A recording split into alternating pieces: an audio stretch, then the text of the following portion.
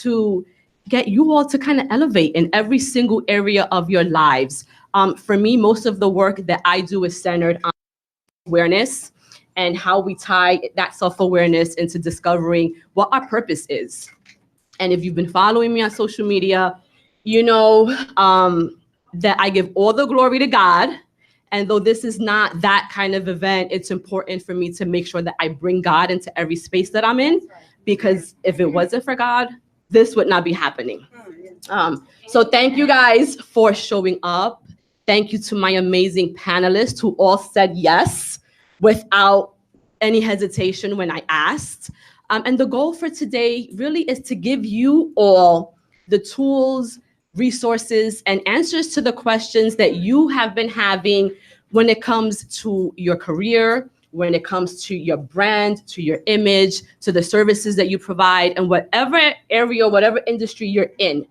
All of us start at the bottom, right? No one is automatically propelled to the top. So I wanted to bring some of the most successful individuals in their respective fields to answer your questions. And I will tell you that every question that is being asked today were questions that you all had. So those of you who registered, you know that when you part of the registration process, you had to identify what some of your challenges were in your business. And I also had a question that allowed you to ask the panelists a question. So everything that we're asking is because you all want to know that. So enough about me.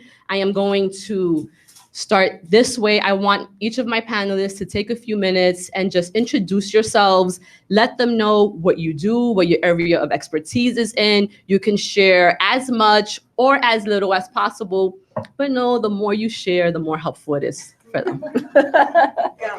Go. One. We're live, guys, ladies and gentlemen. Oh, we're live streaming. I mean, it wouldn't be Google if it weren't live streaming. Yeah, you guys have to move a little bit. Where's the camera so we make sure that we're...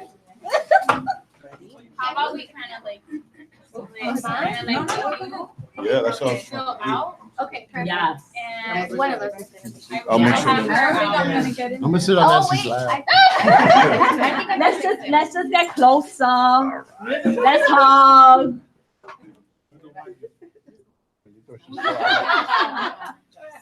I'll just sit over there. I think you, okay. Maybe I'm not so much. Zoom out. Yes. Yes. I do work here. Okay. Did you Google it? It came from here. So why do I have to start?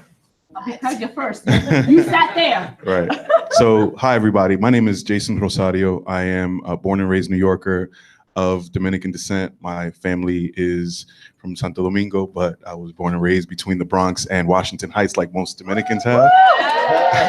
And I do men's work, to put it succinctly. I run a social impact and creative agency called The Lives of Men that is looking to, for the most part, challenge and define and shape what modern masculinity looks like, particularly for Black and Latinx men.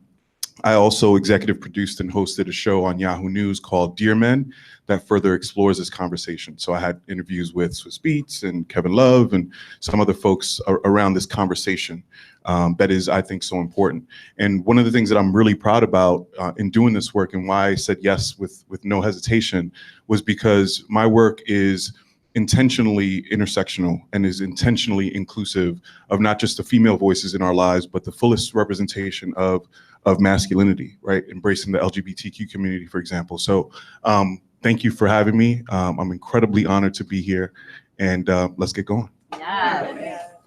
And I gotta go after that.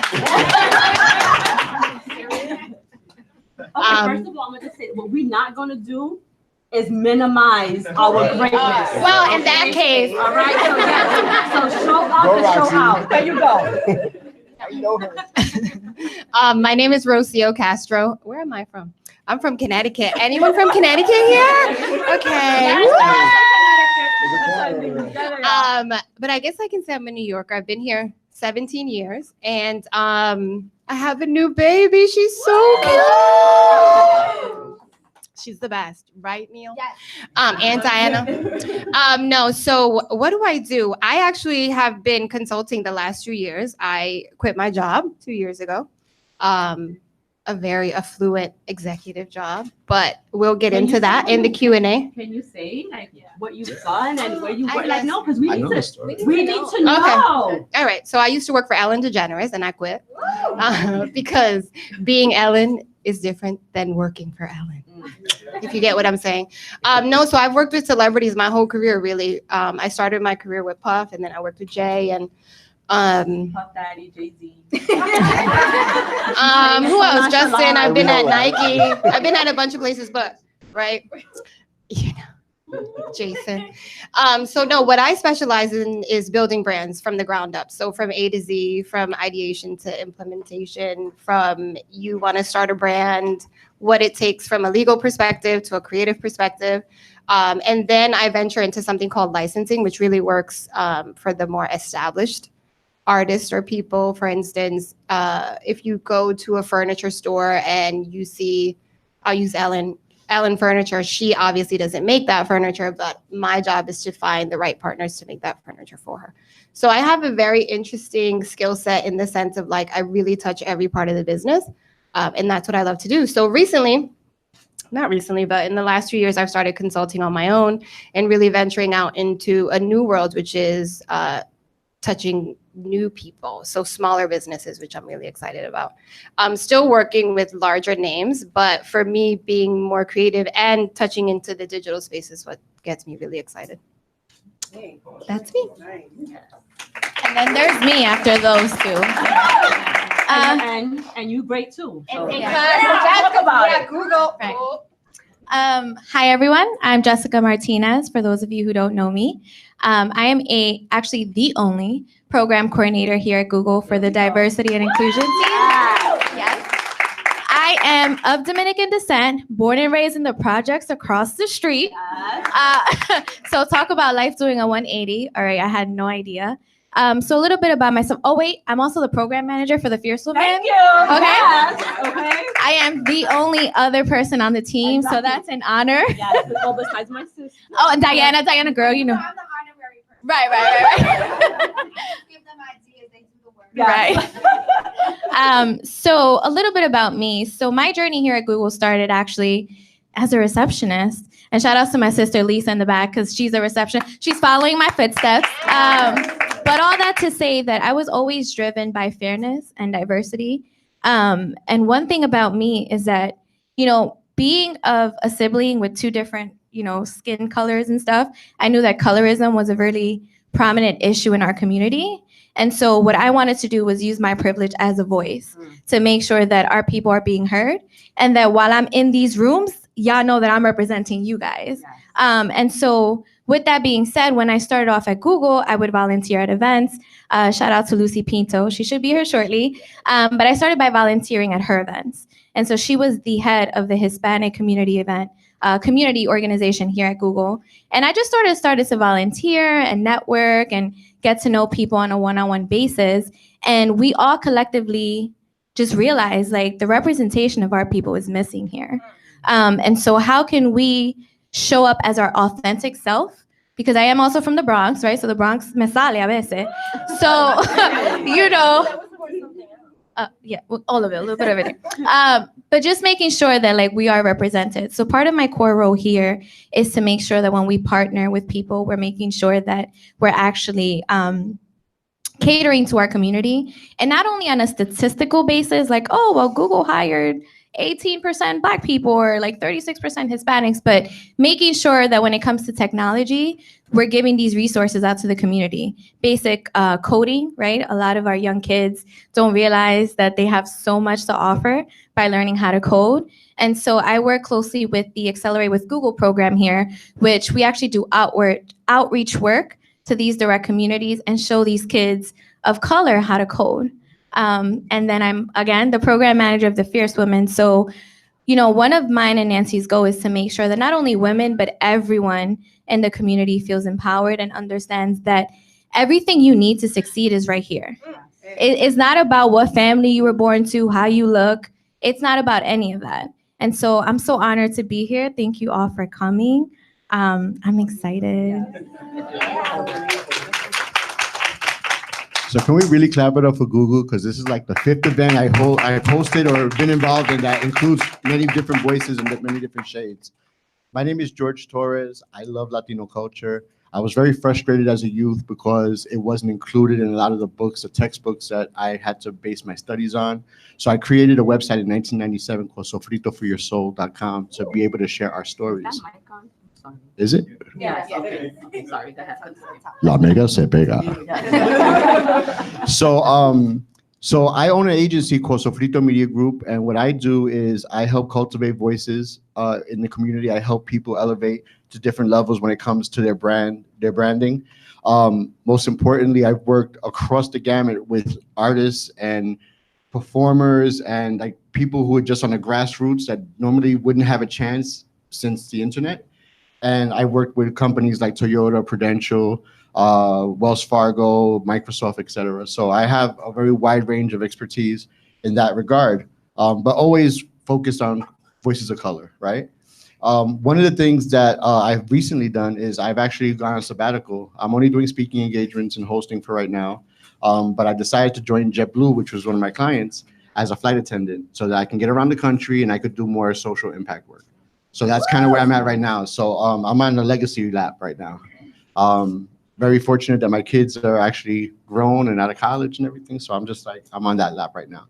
So what I hope to bring here today is to help you understand the nuances of what's happening out there, what's trending out there, and what really works, if that makes sense, okay? Yeah. Let's get rid of the smoke and mirrors today. Ask the real questions, please. Thank you.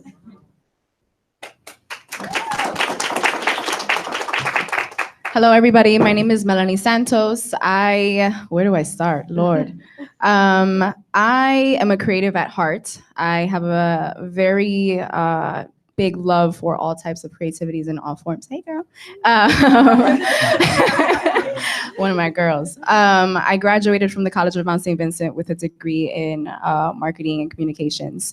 And I went straight in as a receptionist at a dental office because it was like after or during like 2011, things weren't good.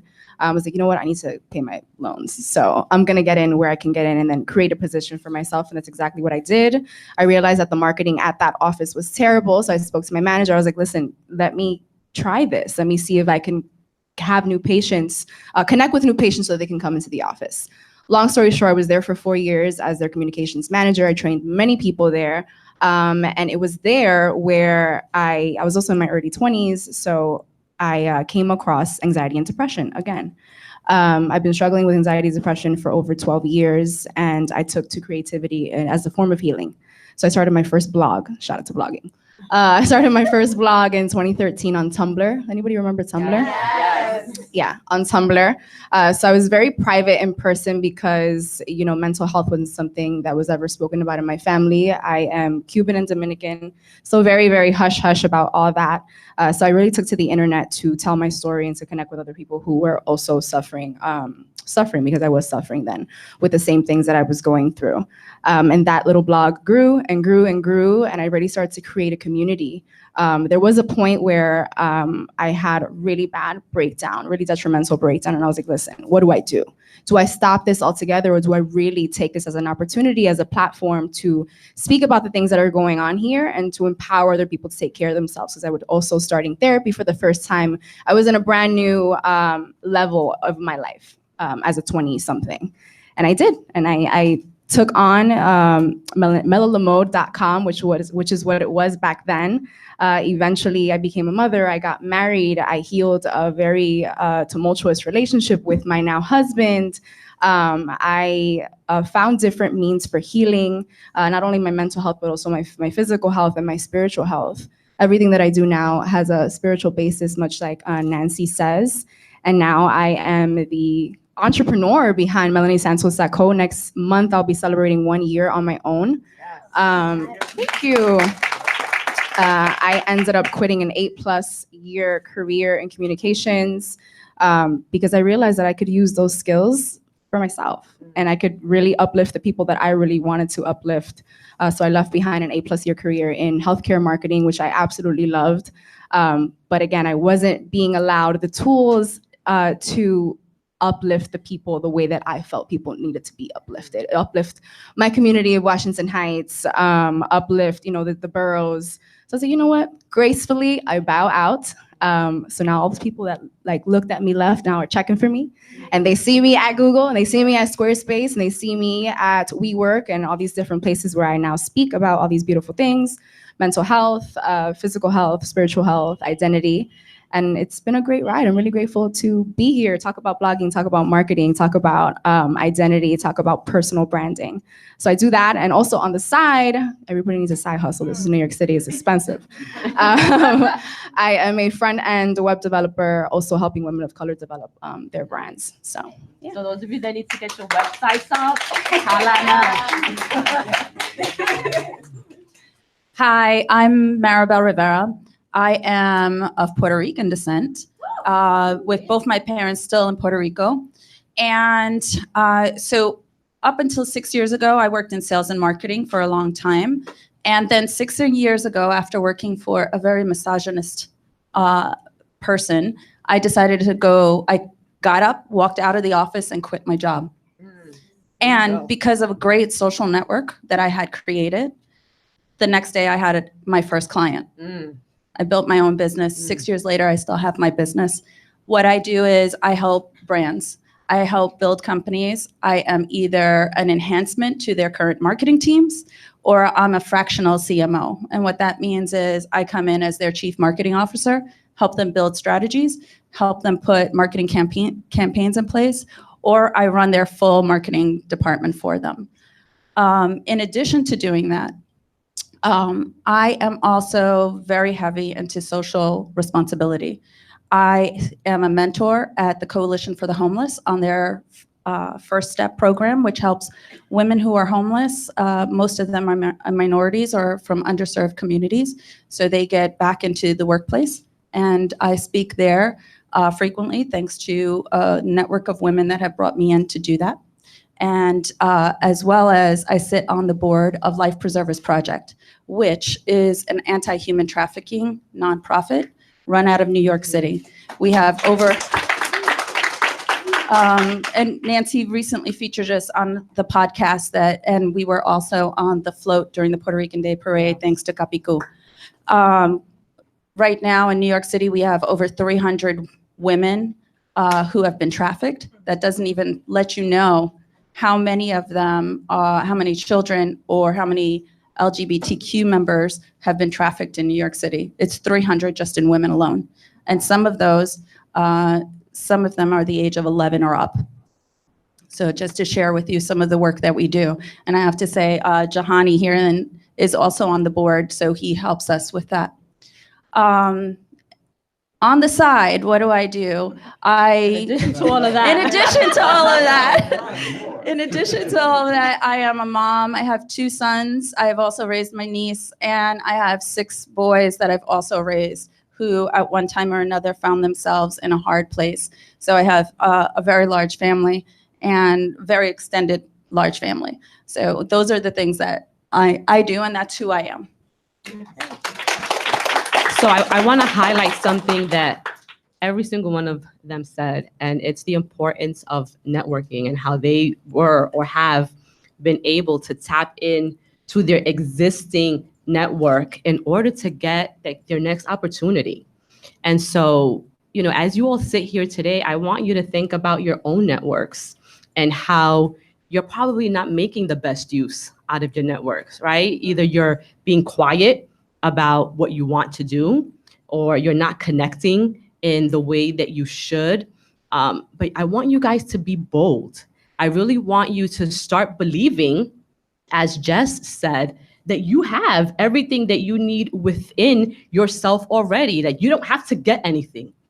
All you have to do is figure out what it is and begin to nurture that, begin to develop it, make it stronger, and then see who around you can help you, who can help you get stronger, could maybe put you in a position to be seen by someone else. But it's all about the connections that you make. And the connections are only made when you open your mouth.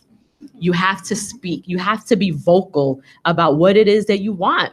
Because if you don't speak, people are not going to know what you want, what you need, what you have to offer. It's like Melanie said, she started in that position. She saw that their marketing was a hot mess, and she had a certain skill set. And all it took was for her to say, listen, can I do this? This is what I see, right? The worst that they could have told her was, no, we're not looking to go in that direction right now. But then what could happen is that they say yes. And then that puts you in a different position.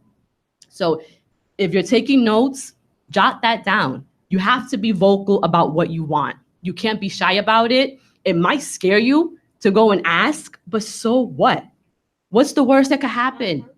They say no? Okay, so what? You're no better off than you were before you asked, okay? I would say that either it's no because you're not ready.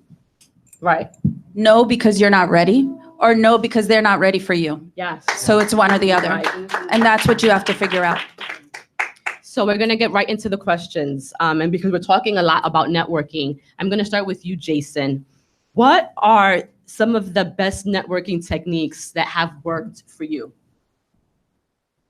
Yeah, I mean, networking is, none of us would be here, as you mentioned, without the power of networking. You show me someone's network and you show me their wealth, in my opinion. Yeah. That's the truest measure, in my opinion, of someone's wealth. The best advice that I've ever gotten from a mentor was try to make more deposits than you do withdrawals. Yeah. Say that again. I want y'all to write that down. No, it's just to try to make more deposits than you do withdrawals in your relationships. And that means always think through kind of when you're approaching someone and you know that person is in a position to help you or open doors that you don't know exist. Always approach that from a standpoint of value in terms of what value you bring to the table and what you can offer. And there's never a situation where that person that might be more senior than you can't benefit from having you in their lives. Yes. So always be mindful of, what value you bring to the table, and then try to figure out what value you leave. And so for me, in the conversations that I have, I always lead and end off with, how can I be of service to you? Because and do that with integrity, do that from the heart, right? Because it's very easy to kind of tell who's there for the transaction. Yeah. So that's probably the best advice that I can give that was given to me, is try to make more deposits than you do withdrawals, be intentional about your networking, focus on the relationship and not the transaction. And at the end of the day, all of that requires patience, right? We live in New York City, we live in a highly transactional place, and it's really hard to be patient because you want that thing. But, think about what you're sacrificing for the immediate transaction and or the longevity. Like, what do you want? What do you want more? Do you want the longevity of that relationship, or do you want the immediate transaction? That's great. Yeah, and I want all of you to kind of answer that question. So honestly, I hate networking. I'm going to be completely transparent. I shouldn't say hate, I don't like it. And the irony is, the more senior you become in this space, the more you think you don't need it. But though I don't necessarily enjoy it, I know it's necessary. So for me, networking is never thinking you're too above a situation, a workshop, an event, even at work. I was just telling Jess that when you become a senior level person, you don't get to put your hands into, for instance, like the digital space. When I started in this business, I literally sent my resume, which was nothing, to Sean John for 6 months because my passion was to work for a minority-owned business. I finished college and I had just moved back from London, and I was like, that's what I want to do. So I sent my resume every single day. That being said, one day I was in Brooklyn, talk about networking. And I say this because it's important. Even though things have changed, and you guys, we all have the benefit now of social media and the digital space, which is a whole nother beast. I was having brunch and my sister's friend, Deshane, I'll never forget this, worked at Sean John, and I didn't know that. So my sister's super shy, and she was like, "Oh, he works at Sean John," and I was like, "What?" So I literally, I didn't even know him. I was like 20 22 years old, and I just went up to him. But like Jason said, I was very careful to not be like, oh my God, I sent my resume to John. I've been sending it every day. I need you. So I, got to know him a little bit. He was very nice. And I said, I've been wanting to really work for a minority-owned business. And Puff had Making the Band on TV at the time. And it was just like, for me, like everything was life. I just wanted to be a part of that. And then Deshane was gracious enough to push my resume through, which is, again, completely different from the way it's done now. And I got my first interview. So like Jason said, to echo what he said, networking is about being in the space, but also being super authentic. Don't oversell, don't overpromise. It's people can see through the BS. So especially people who've been doing this a long time, they see the unauthenticity and it just won't end up well. But for me, it's just being your authentic self and being in the room. And like Nancy said, using your voice. There's so many times that I go up to people and I'm like, oh my God, I don't even know what I'm doing, or I'm not qualified, or this and this and that. And then you meet them, or, people who have these huge titles and they're the nicest people and are more than happy to help you. But if they don't know, they're never gonna even remember who you are. So just adding on to what Jason and Roxy said, it's making sure that you show people your value and being authentic, because people can see right through you. But on top of that, I want to add that, and not to get so spiritual here, but you are what you think, right? And so I have two mentors, one of them which said, your network is your net worth, as Jason said. And second, you can't play small, okay? I am a woman, I am a minority woman in this world, so the chances against me are already very low in compared to others. So I don't have time to play small. And that's a mindset that you have to adapt. You have to go into every field or every sort of thing you want to tap into with the mindset that you already own it, and not be afraid, just go for it, but be yourself, stay true to yourself. But for me, it's very important, as they were saying, and again, just adding on to that, you have to be authentic. Because if you're looking to get something because of a title or because what you think it looks like or how much money you're getting, it's not going to work out for you. And that's just reality. So when you go into rooms and you start to think about your network, don't think about money. Don't think about what you're going to get out of it. Think about your impact there or how you can change something, so that's very important to keep in mind. And yeah, don't play small, and, be honest with people and tell people, especially people you look up to, listen, I think I need this. Just a quick recap about my life. I just graduated college. And so for me, going for this position, it was actually given to me, again, because of my network. But even when my manager said, if you want it, this is yours, I doubted myself. I'm like, well, I don't have the experience. I'm just graduating college. Like, how can I come in and change everything? And so, it's very important to know that you have to tell people what you need and the tools that you need, but be authentic about it. Not everything in life is a transaction. So quick story, I met Nancy because I went through one of her workshops, and I don't know what it was about when I heard her voice, but I'm like, I'm going to work with her one day. And a year later, maybe 2 years later, we're still trying to decide our anniversary date. But, I work with her, and all that to say, like, whatever drives you here, you just got to figure it out, figure out the steps to get there. And you cannot let the world or any distractions get in your way, because guess what? The way life works, something's always going to pop up in front of you. Like, you can't do this. You have to learn how to tune that out. You have to understand that you're a warrior, right? You're a child of God. Like, nothing formed against you will prosper. You have to just be true to yourself, because let me tell you something. You can be a VP at Google, and if you're not good within here, it ain't gonna work, honey. So you got to do the work, and you do that work by connecting with people who are like-minded like you, or even people that you feel you can maybe touch on a personal level to make a difference. So it really all starts with you and using your network strategically and being authentic. Absolutely. So I'm going to go completely tactical. I'm going to go everything they said plus this, right? When you go into a networking event, what are some of the things that you see? And you can call it out. You see people pushing business cards in front of people's faces, not respecting each other's space. You see people lining up to speak to somebody, so you automatically know who has the most value in the room, allegedly, right? I listen and I watch from 10 feet away. Anybody who I want to, if I see Jason at a networking event, I'm going to watch. I want to watch how he reacts to people. I want to test his authenticity. I want to see how people are reacting to him.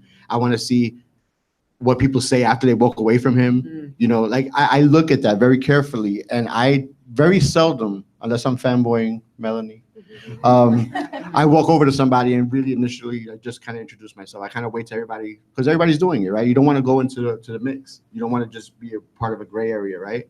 So what I do is I'll meet them at some point. I'll keep it very light, and I do everything on the back end. Because what happens when we meet people at an event, we're all saying, yeah, we're going to work together. Yeah, you know, let's get together for lunch. It never happens.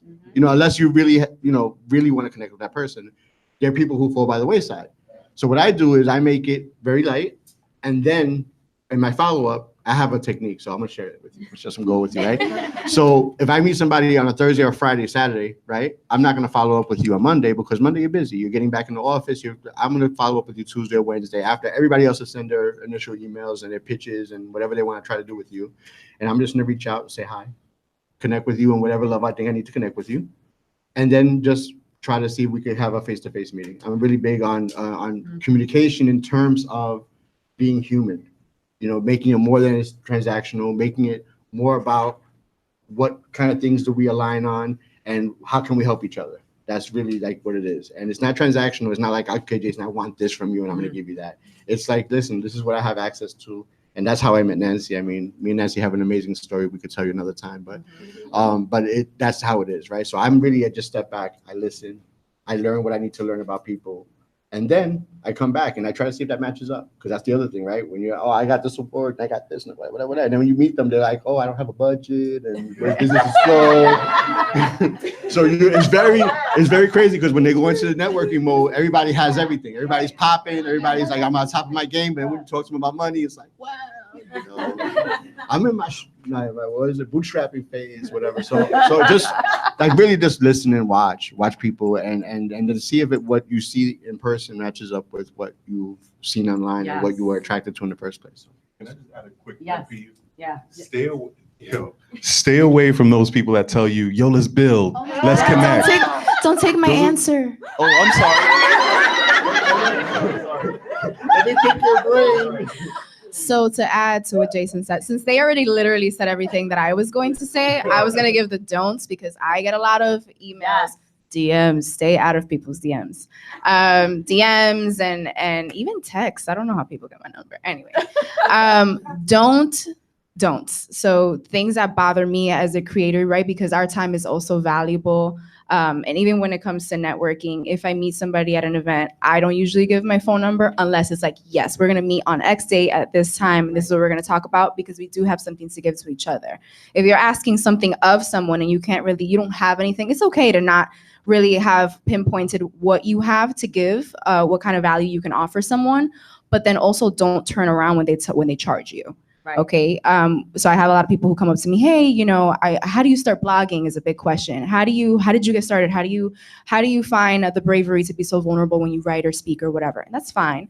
I'm gonna be like, this is what I have available. And these are my consultation rates because that's a consultation. That's not a let's build, right? You have people who tell you, let's build, let's meet up, let's, whatever, let's talk business, let's collab. And I'm like, okay. And I respond, and I'm like, what do you want to collaborate on? Yeah. I have somebody who has been emailing me, I'm not even kidding you, for 4 months. We're back and forth because I always respond. This is something that I'm really big on. And I'll talk about that later. But I always respond to every single message, even if it takes me a while. And this girl just can't get to the message. And I'm like, well, I've even given her my consultation rates, but she just doesn't know what value she has to offer yet. So we can't meet because we can't build without a foundation. Right. So when somebody gives you the time and the space, don't turn around and be like, well, I don't want to pay for your time. Right. You have to be willing to pay for somebody's time, even if it does just start with, you get past that networking phase. Other than that, y'all hit the nail. Y'all hit the nail on the head. Yeah, I agree. They all hit the nail on the head, and authenticity is always the first thing I would say. One thing that no one on the panel said, but I think is important is, and I'm going to ask all of you is, how many of you walked in here today with a goal? What was your goal? None of you. Not one of you. Only one. Our photographer. Our photographer is the only one with a goal. Like, how are you here and didn't establish a goal for today? Like, what are you trying to get out of this for yourself, personally, your personal development, your professional development, your career development? My goal, every time I walk into a room, anytime I pick up the phone, anytime I send an email, anytime I'm connecting with anyone in any type of way, is a goal. What is my goal? How does this meet the goals that I have for myself, for my clients, for my partners, for anyone I'm involved in? And Jahani, I'll tell you, he knows everything I do, there is a goal. Nancy will tell you, when Nancy talks to me, it's like, okay, what do you want me to accomplish? How do I accomplish it? What do you want me to give back? How do I get that? If you're walking in here without a goal, you've come off the first place wrong. Like, your first thing is, the minute you were walking in here, you should have said, I want to meet somebody who can do this for me. I want to learn how to do this for myself. I want to understand what I'm doing wrong. There needs to be goals that you put in place. Because you can be authentic, you can be everything else, but if you don't know what your goals are to meet those, then it's useless for you. Even if it's just to meet somebody, to connect with somebody, even if it's to pick their brain or something, why are you picking their brain? What are you picking their brain about? I hate that term. Yes, I hate that term also. No, you can't pick my brain because I am not like, No. I'm not a corpse. You can't pick my brain. But you have to have a goal. There has to be a goal. There has to be, when you walk out of this room, there has to be something that you say, you know what?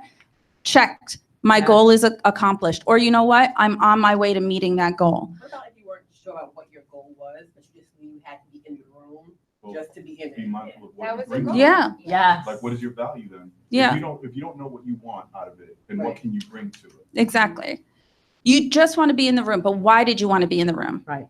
There has to be a why reason. that drew you to coming to the room. To be fair, if that's the case, it's okay, Right. but then stand back and observe. Yeah. Right. And then understand Yeah. when is the right time to actually interject or Yeah. bring Right. what you bring to the table. But you did say you wanted to be in the room, but why did you want to be in the room? To be inspired. To be inspired. So that's a goal. Right. That's your goal. Your goal was to be inspired today.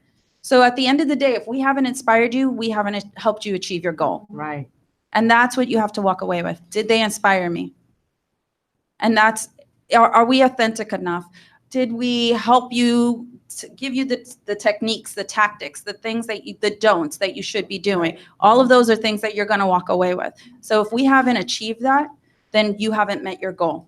And then maybe we have to figure out, how do I rearrange the goals or the places I'm going or the people I need to meet those goals?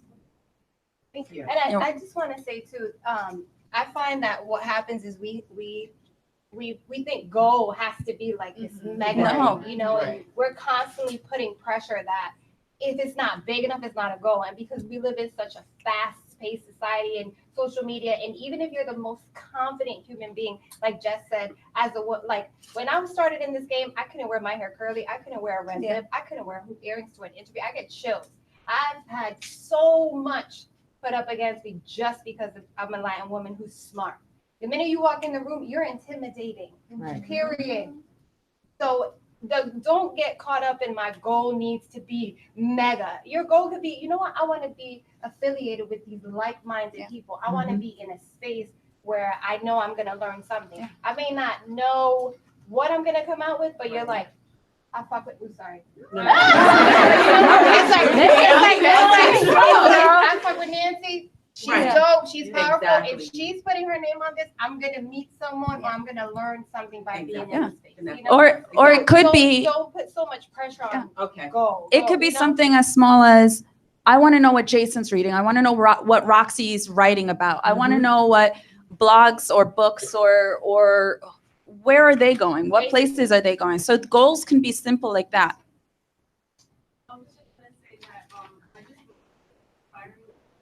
Can you stand up? I can't hear you. Wait. This is not the time for questions, pero we're gonna throw the box. Catch it.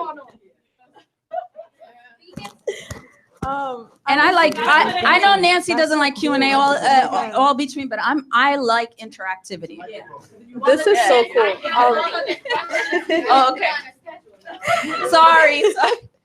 No, this is so cool. I've never seen this. But I just think that it's really inspiring that you said that, you're like a mom of, many children. And how did you just like find the time to, because that's one of the reasons why I felt like I wanted to be here, to get that inspiration of knowing like you could have like, let's say you have a full-time job and then you have a full-time mom life. That's one of Nancy's questions. So I'm I literally have all your questions here. Okay. If we miss them at the end, we have a Q&A. But that's the question. But go ahead. We can go fix to that one. So what I've done, so I work a lot. I'm a workaholic, so that's just my thing. But that's also the way I relieve a lot of stress and things like that, in addition to going to the gym and working out or finding time to, I do a lot of going out with friends on a regular basis and connecting with colleagues. So what I do with my kids now, we have family game night. We have nights where we just, one night a week, we go out to dinner. My son is actually my graphic designer for my business. So one of my sons is my graphic designer. My other son works at a virtual reality event space. And right now we're talking about working with the owners to put events on there. So I find ways to interact with my children in various ways. We have 4 Thanksgiving dinners. All right. So we have a lot of Thanksgiving. Yeah. So I cook twice, but it's you have to establish that, because that's the only way. What I do is how my kids see me. Yeah. And if I can show them that I can be successful in my career and also successful in my family, they're going to do the same. And so it's important. And in addition to that, my sons both deal with depression. So I have to find ways to make sure that I am front and present for them always, no matter what's going on. If they need a minute to talk, everything else goes to the wayside and my children come first. In my situation, I have 4 kids, right? I have 4 kids. So my youngest 2 were really acclimated. I guess when I started Capicu, the cultural showcase, my daughter was into acting. My son was into DJing because one of my friends that's a famous DJ DJ'd his birthday party and he got to scratch, and it cost me $30,000 to build him a studio. But I had to make sure that my kids got the best from me as an entrepreneur.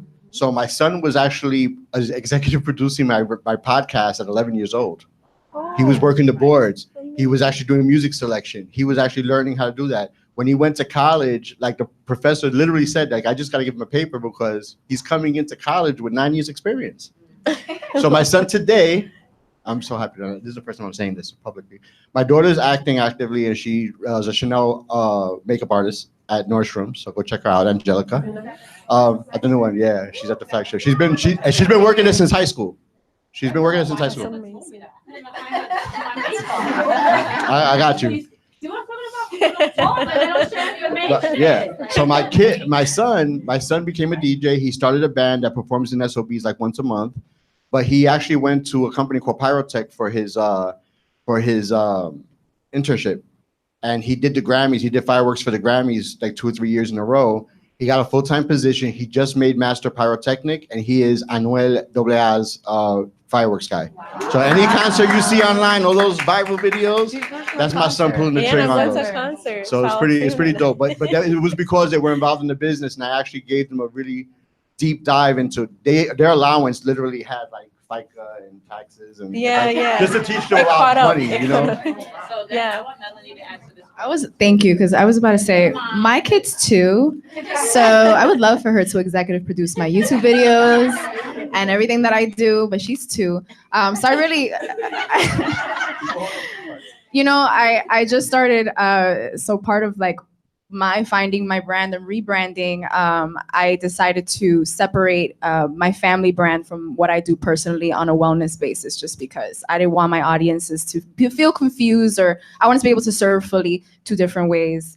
So now I get her involved. I'm like, listen, we got a photo shoot on Saturday. We're going to go to the park. And she knows, she acts and she poses and she does her things. She knows when the phone is in front, she has to say hi because we're on live or whatever. So no, but on a real basis, I'm still very much learning that work-life balance. To answer your question, I've honestly, before I was a mother, I've been balancing, the side hustle, blogging on the side, and working full time for a very long time. My blog started in 2013, so I honestly worked on it every single break I had. I'm not gonna lie to you. I've lost sleep. I booked out conference rooms and lied that I had a migraine and was posting blog posts. I've worked in I've posted things from the bathroom. If you're really passionate about it, you'll make it work. When I had my daughter, I was like, shit, am I gonna shut this down? Am I gonna turn it into a mom blog? Which is a question a lot of people ask me. No, my passion is in wellness. So when I was breastfeeding, I have a picture of my first time breastfeeding at home. I had my daughter on me and I had my computer on my right lap. I just made it work, and I just always had that spirit. So I feel like if you do have that goal that you need to do this, you need to get it out of your system. How I explain it. Do it while your child's napping. Do it on your lunch break. Do it, schedule weekends where you block off and you're like, no, I need to write, these 10 blog posts or film these videos or whatever it is your medium is. Do it all in one day so that you can have the rest of the month to spend with your kids. Now I'm so grateful that I have the luxury to schedule a whole Wednesday. If my kid was sick last year, I couldn't even take her to the doctor because I didn't have that day off. Now I have the luxury to create whatever schedule I want because I've spent 6 years building that foundation in order to quit and go full time. So yes, it is a sacrifice that you have to make. It's not as glamorous as people make it seem. And if you follow me on Instagram, you'll know I'm totally I'm ugly today. I'm wearing a beanie in my living room because it's cold because I'm writing for y'all and y'all gonna see this next week. But it's definitely a sacrifice. You just have to push through and do it. Yeah, I kind of want to add to that as well, because it's a question that I often get, because unlike Melanie, I still have a corporate job that I go to every single day. So I'm up at the what? I wake up at 5 a.m. every single day. My goal has been recently to be in bed by 10 o'clock just because my body needs the rest. I don't always succeed. So, at times I'm going to bed at midnight. But to kind of talk to the moms, who work full time and also have their creative passions, I don't think we ever find that balance. I think the word balance can be misleading. I often compare it to kind of like a juggling act. So I'm always kind of juggling different balls in the air, and I'm praying that one doesn't drop. And, sometimes they do because we're human. But for me, what works is setting boundaries. You have to set boundaries on your time because your time is very limited. For 8 hours a day, you're somewhere else. You're working for somebody else, and you don't have the luxury that someone who does not have the same responsibility to create your content or to pursue your creative passions, which means you can't say yes to every request that comes your way. So if your friends want to go out, sometimes it's going to have to be a no. If family wants you to do something for them, sometimes it's going to have to be a no. But I think it's really important to set the boundaries on your time. You have to make a choice of what's most important to you. And if saying yes to someone else means you're saying no to yourself, then that means you probably shouldn't be doing that. And I do a lot. I have a weekly podcast that I record. I have my 8 to 4 job. I'm a writer. What else do I do? How the hell I write do you blogs. do that? And so it's just figuring out your time, and kind of like what you said, you get maybe one day out of the month and you do all your content, right? And then so you're only using one day out of your weekend, and then you can spend the rest of your time with your family. For me, with my kids, sometimes I incorporate them in the things that I'm doing. On my podcast, if you listen to my podcast, you'll hear my girls, they do my drops. They be like, hi, I'm Avery Ruffin, and you're listening to my mom, and that keeps them engaged. And it also shows them discipline, right? Because they see mommy doing all of these things. And they, just like, your daughter, they know what to do when that camera comes on. And y'all see my kids. So don't feel like you have to balance all the time. It's okay to juggle. And sometimes there's just some things you won't be able to do that day. And even though I strive to do a weekly podcast, and for the most of the time I do, there are times where I just physically am so exhausted and I haven't batched my content, and that I just don't do it. And y'all just gonna have to get a repeat, But that's really just what it is. You do as much as you can. knowing what's important to you. You know, for me, my family is the most important thing. So I make sure that home is taken care of, and then everything else falls after that. I don't know if any of you want to add. I did want to say something to what Nancy said, though, because I think we have this perception we have to be perfect parents. And there is no such thing as perfection. And we can't be perfect parents. You can only be the best parent you can be to that child as best as you can be. You cannot compare yourself what Melanie or Nancy or Jason or George or Roxy or Jessica do to what you need to do for your kid. Your kid is your kid, and you have to raise them the best way you can. And sometimes you won't be able to make every soccer practice or football practice or ballet class. It's not going to happen, because even if you're an entrepreneur working in a corporate position, there's just some things that just you cannot miss. You can't miss. You might have to travel for something. You might have to have a big meeting with somebody. And sometimes you have to sacrifice a little time with your child for the long run. And it's okay. You can't be hard on yourself all the time. Things do happen. So you just have to figure that out and then make it up to them later on.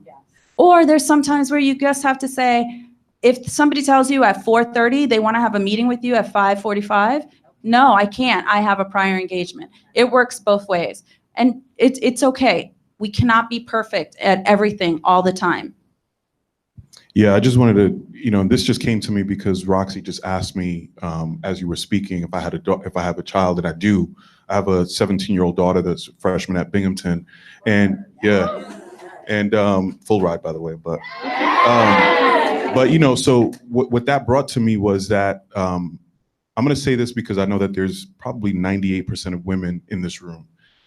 So you all outnumber us as men. So I'm speaking from a position of privilege as a man, that I get to make those choices more often than you do, as far as how you balance and how you integrate your passions into your work.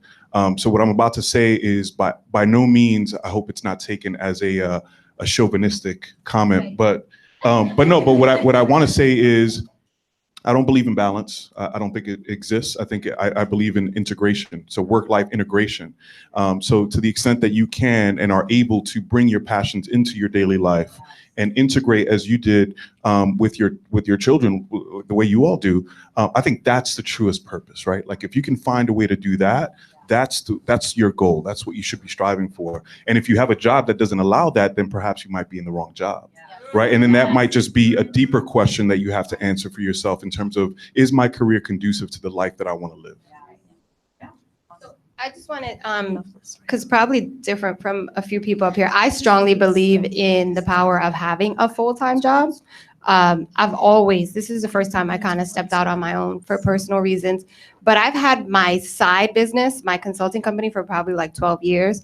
I have a nonprofit, I have a movement, and I just had a new baby. So I believe, like Jason said, in finding that position that you kind of can master as you grow, but still allows you to set the time to work on other things while you're using your infrastructure at work, the copy machine, I'm telling you, the health benefits, something.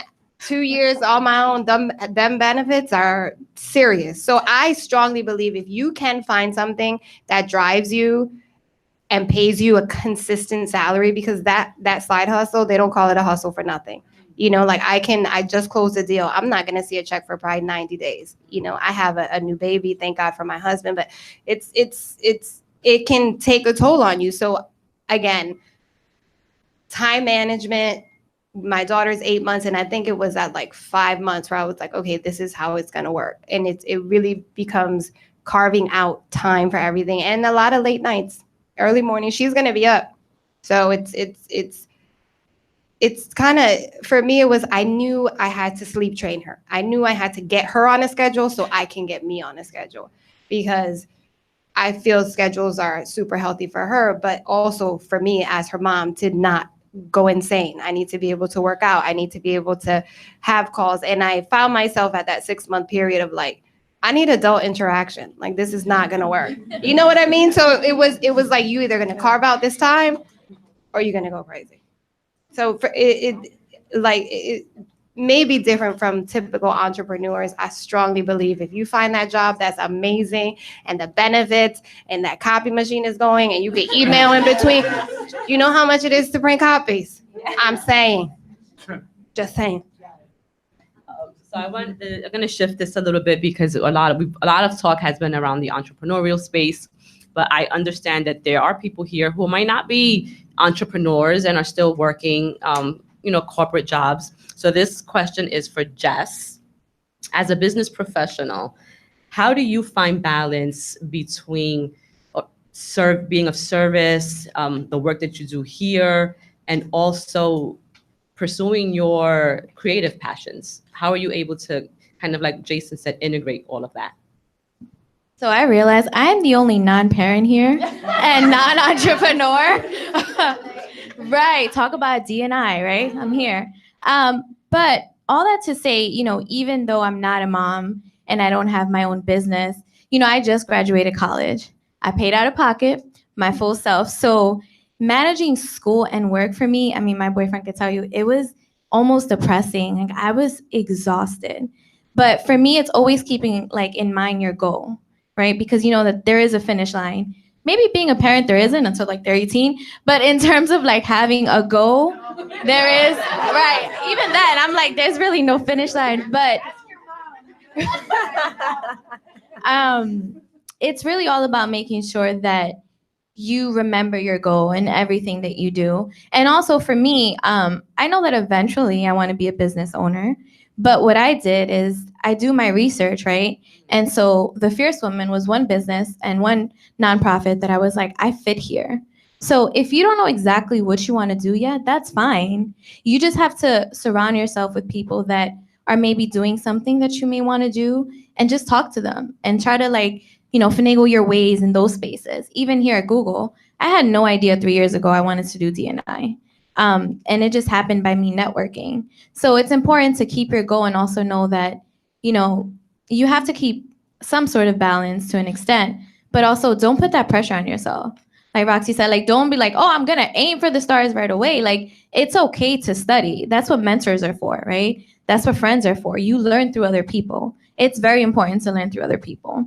And so for me, the way that I balance it is, one, keeping my goal in mind. Two, also there's some days where I don't want to do shit. And I'm just going to stay in my bed, and that's fine. But just remembering what you want and what you want to gain, and don't fall into the pressure of feeling at a certain age, you have to have this much money or be this way or look this way, even because of what society's telling you to. So just be mindful, check in on you all the time. And I feel when you do that, it naturally works itself out. Yeah. It's like magic, it just works itself out. So yeah, just ask yourself all the time, I finished my 9 to 5, I'm exhausted. What's one thing that I can do to fulfill myself? I just started a sewing class. I started on Friday, right? Because it's one thing that I'm I graduated from FIT, and I'm what am I doing with my degree? You don't know how to sew? I know a little bit, but I'm my degree is in fashion, and I work in tech. I need to listen. I spent a lot of money on my degree, so I need to figure out how to do something.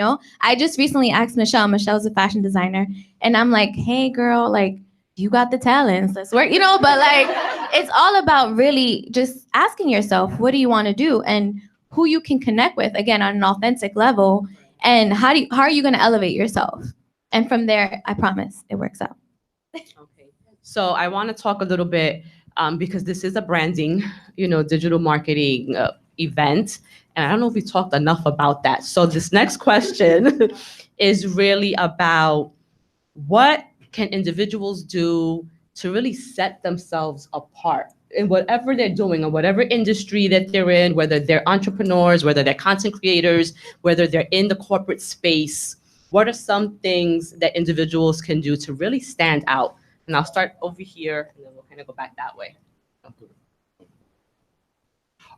For me, one of the things I tell a lot of the young people I talk to in high schools and colleges is to start setting up your own executive board. Start thinking of yourself as a business.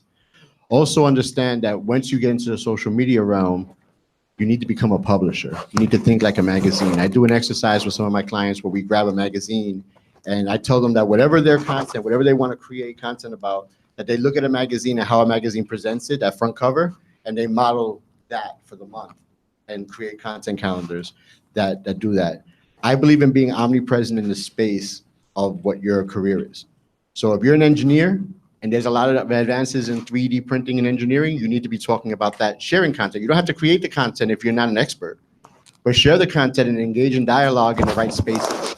Knowing what your spaces are is very, very important. As far as the executive board is, think about self-awareness is the most important thing that you'll ever deploy in corporate or as an entrepreneur. And understanding what your strengths and weaknesses are is how you're going to build that board. You're going to actually build that board to complement whatever you don't already have. Because if you're already super creative, you don't need a creative on your board. You need somebody who knows how to deploy the business side, or you need somebody who can help you with time management, or you need somebody that's going to help you with financial literacy and all those other critical things that we need. And that board changes. It changes. You know, Nancy's part of my board. Like really, Roxy at one point was part of my board. And there are people, she's part of my spiritual board, but she don't know that. I watch her. I be watching her. But you know, you look at those people for that guidance that you need to be the whole package. You know, just think about it. I'm building a company and I need to have an accountant. I need to have a business operations manager. You need all those things. So you need that for your own personal life as well. And you don't have to talk to them every day. Just have them there for when you need them and you need to tap on their shoulder. Thank you for putting me on your board, by the way. And I love that you said that, because that means what? That you see me. You see yourself in my content. Okay, so I think that's really important. I feel like when it comes to building your personal brand, people get stuck, and this goes for blogging, content creating, social media, whatever. People get stuck on, okay, what is it gonna look like, right? I learned that the hard way. I had a logo before I had a blog post, right? I had a photo of headshots before I even had content. And that's not the way to do it. When you think about your personal brand, you do have to think of yourself as, yes, you are a business. Whatever you do, when you walk out on the street, you are representing yourself. And that's important as it is. Think about what your story is, because that's your niche. My story, unfortunately, in the beginning was mental illness. I'm like, okay, well, that's my brand. I can't hide that. It doesn't define me, but it is something that I want to talk about, because it's a means for me to uplift others. It's a means for me to connect. Right, that should be, there should be something, a goal when it comes to doing something. When you have a personal brand and when you want to build a brand, you have to have a goal. My goal was to connect. So you really have to think about what your story is, where you come from, what it is that you want to do, so that you can connect with the people necessary in order to do those things, so that you can connect with the community, so that you can build community, which should be a goal for everybody, no matter what industry you're a part of. But really think about what your story is. Think about where you come from influences what you do. Think about your background. Think about where you want to be, and what are the steps necessary for you to get there. I'm going to echo what both of you said, and especially what George said, because when I started out, I built myself an advisory board, not an executive board, but an advisory board. Basically, they were like, Maribel, you're a CEO of your own company. You are you. Your company is you. You're your own brand, just like Steve Jobs. So I have an advisory board, and it ranges it's a range of people who I go to, who, if I need to make a move in any direction, I go to them first and I ask them for their advice. What would they do? Do they think I'm ready? How do I prepare myself? And they're very honest and open. And I speak to those people on a regular basis. That's a weekly conversation that I have with each of them. I also have 3 people separate from an advisory board that I look to meet on a regular basis. Someone who is doing what I used to do in the past, someone who is currently doing what I am doing, and someone who I want to do what they are currently doing. So those are the 3 people. So you need to have those 3 people and an advisory board, and that helps you to build. The other thing is, when you're building a brand, you can't build anything else unless you know who your target audience is. So who are you targeting? Why are you targeting them? Why should people, even if you're not selling anything or you just want to be in a room with people, who is your audience? You need to know that. That's part of your brand. That's part of brand building. It's not the logos and the colors and the fonts and all the pretty little things and having a great Instagram that's gridded out. That's not what it is. It's about knowing who your target audience is and how you engage with that audience. Engage with them in real life and not just on social media. So that's the important part. And it is about building content and all of those other things. But unless you know exactly who it is you're engaging, you can't do any of the other stuff. Like Melanie knows who her target audience is. So she knows exactly how to engage them. So that's what you need to know. So you need to have your advisory board. You need to have those 3 individuals that you want to meet. And it could be on an annual basis or every 3 or 6 months you want to meet someone new. But you should be meeting those 3 people all the time, because the person who is doing what you used to do may know something that may be beneficial for you. The person who's currently doing something can teach you something about what you're currently working on. And the person who's doing what you want to do, that's where you want to be, and they're going to help you bring all of it all together. So I just want to add to kind of piggyback what they're all saying. When you're building your brand and when you're creating content, talk about what you know, what you're the expert in. Don't talk about what Melanie's the expert in or what Maribel's the expert in, because it's going to come off as inauthentic. And I know that it's so easy to get caught up on social media and see that, you know, mental health and mental illness is a huge topic right now. You know, so everyone wants to jump on that bandwagon and talk about it. But if you have no experience with that, you need to stay out of that lane, because you're going to come off as someone who doesn't know what they're talking about. And furthermore, you might be giving someone who really needs the help the wrong information. So stick to what you know, stick to what you're great at, because when you're focused on what you're good at, it comes effortlessly to you. You don't have to put a lot of work behind talking about what you know. So stay in your lane. If your lane doesn't exist, then create your own lane. But don't try to shift into someone else's lane just because you see that what they're doing, they're being successful in. They're successful in it because they know what they're talking about. But you can add value by actually sharing the. Well, the yes, people, you can the share. voices. Yes. That's how you build. That's what For context, before you guys continue, when I started blogging in 2013, there was literally no one talking about mental illness. Like literally no one. I used to go to these like beautiful blogger brunches that there are now, where bloggers get together, and there would be like 4 people there, because those are the only 4 people talking about, you know, mental health in all communities, not even only in communities of color, but in all communities. So when I go to these things, I'm like, yes, I proudly say I have paved the way for a lot of people to open up their voice, and I uphold them and I repost their stuff because I'm proud. So yes, absolutely. Build your own path, no matter what it is that you're going through, no matter what it is that you're talking about. I guarantee you that there's someone that's going to be listening to you because it's relevant. We're not, you know, we seldom get into these mindsets that we're the only ones going through a certain thing. And that's absolutely false. There is going to be at least, all you need is one person, right? To read or listen to or watch whatever it is that you're creating, whatever it is that you're putting forth or buy, maybe you're monetizing. But there's definitely going to be at least one person that's going to be able to connect with you.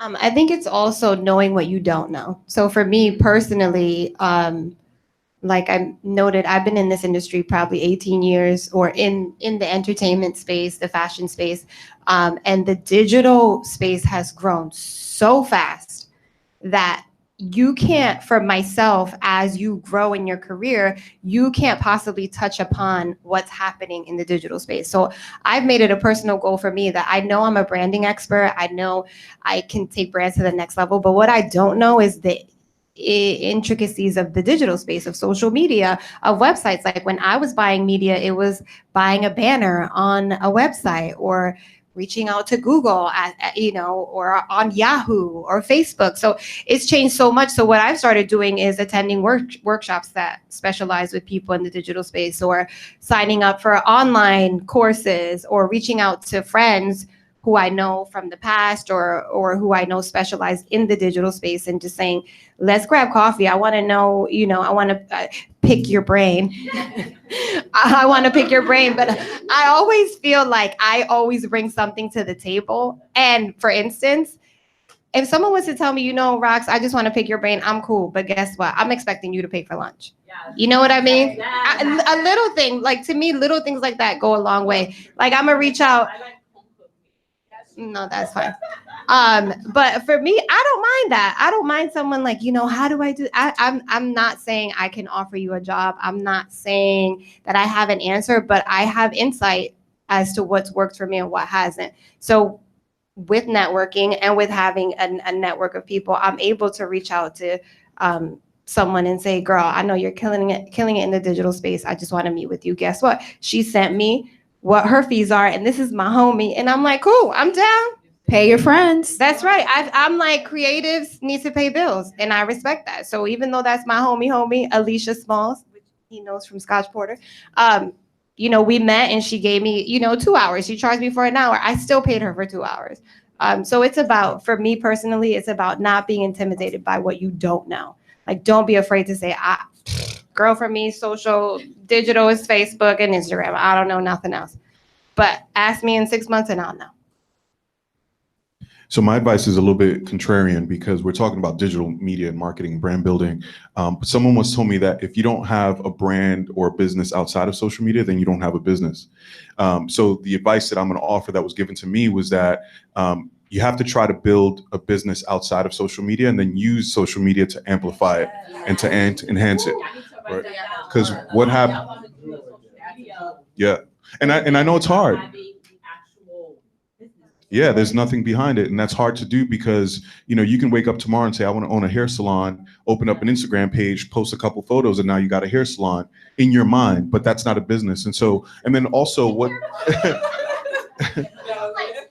but then what happens also is that we're at the whim of these companies merging, changing a policy, going out of business, and then all of a sudden your business is out of business with them.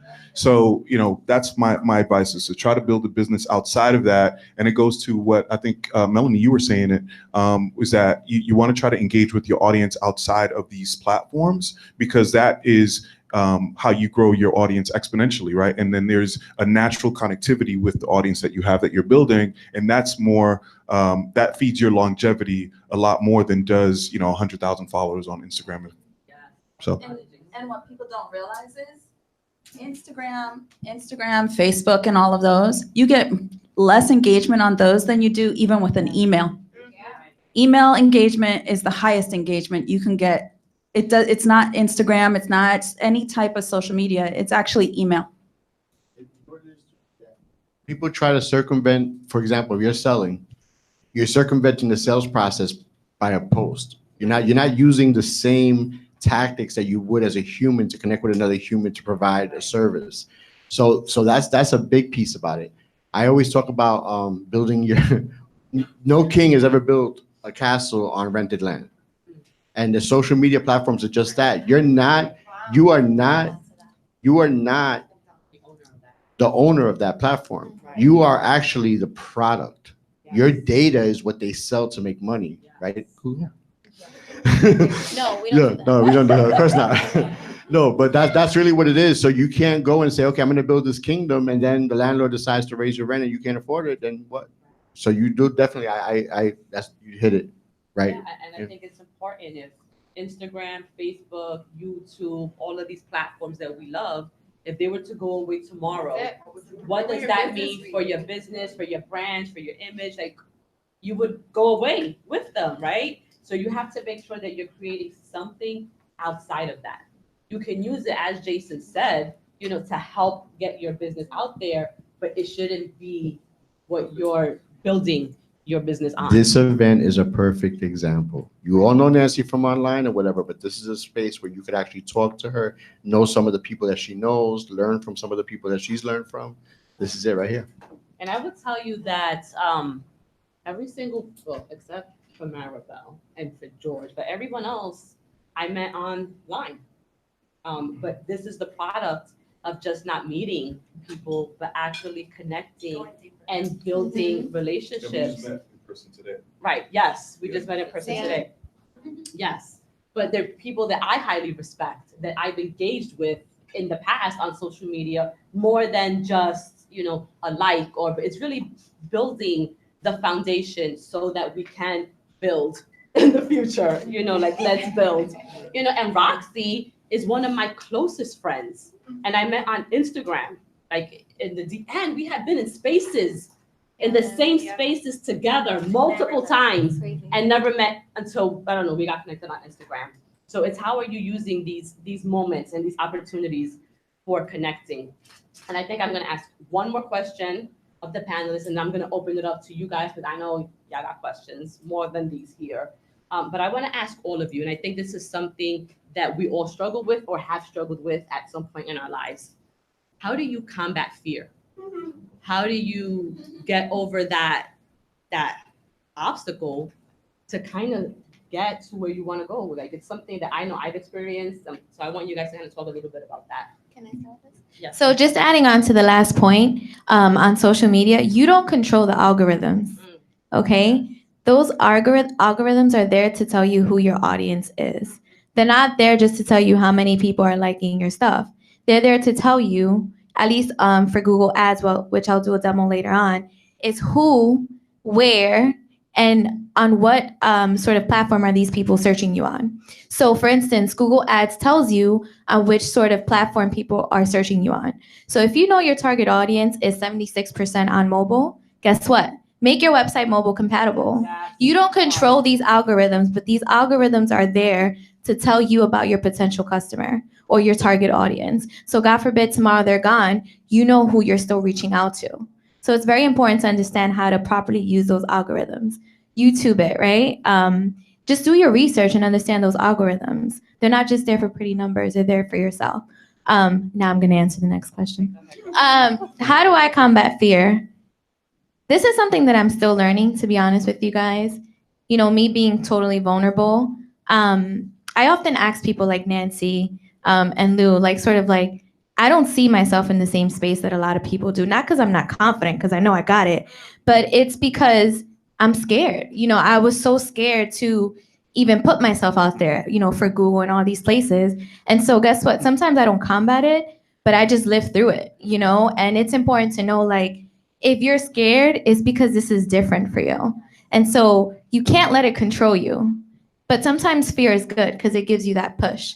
But where there are moments where I'm actually really scared and I know I just got to get over it, it's so much bigger than you.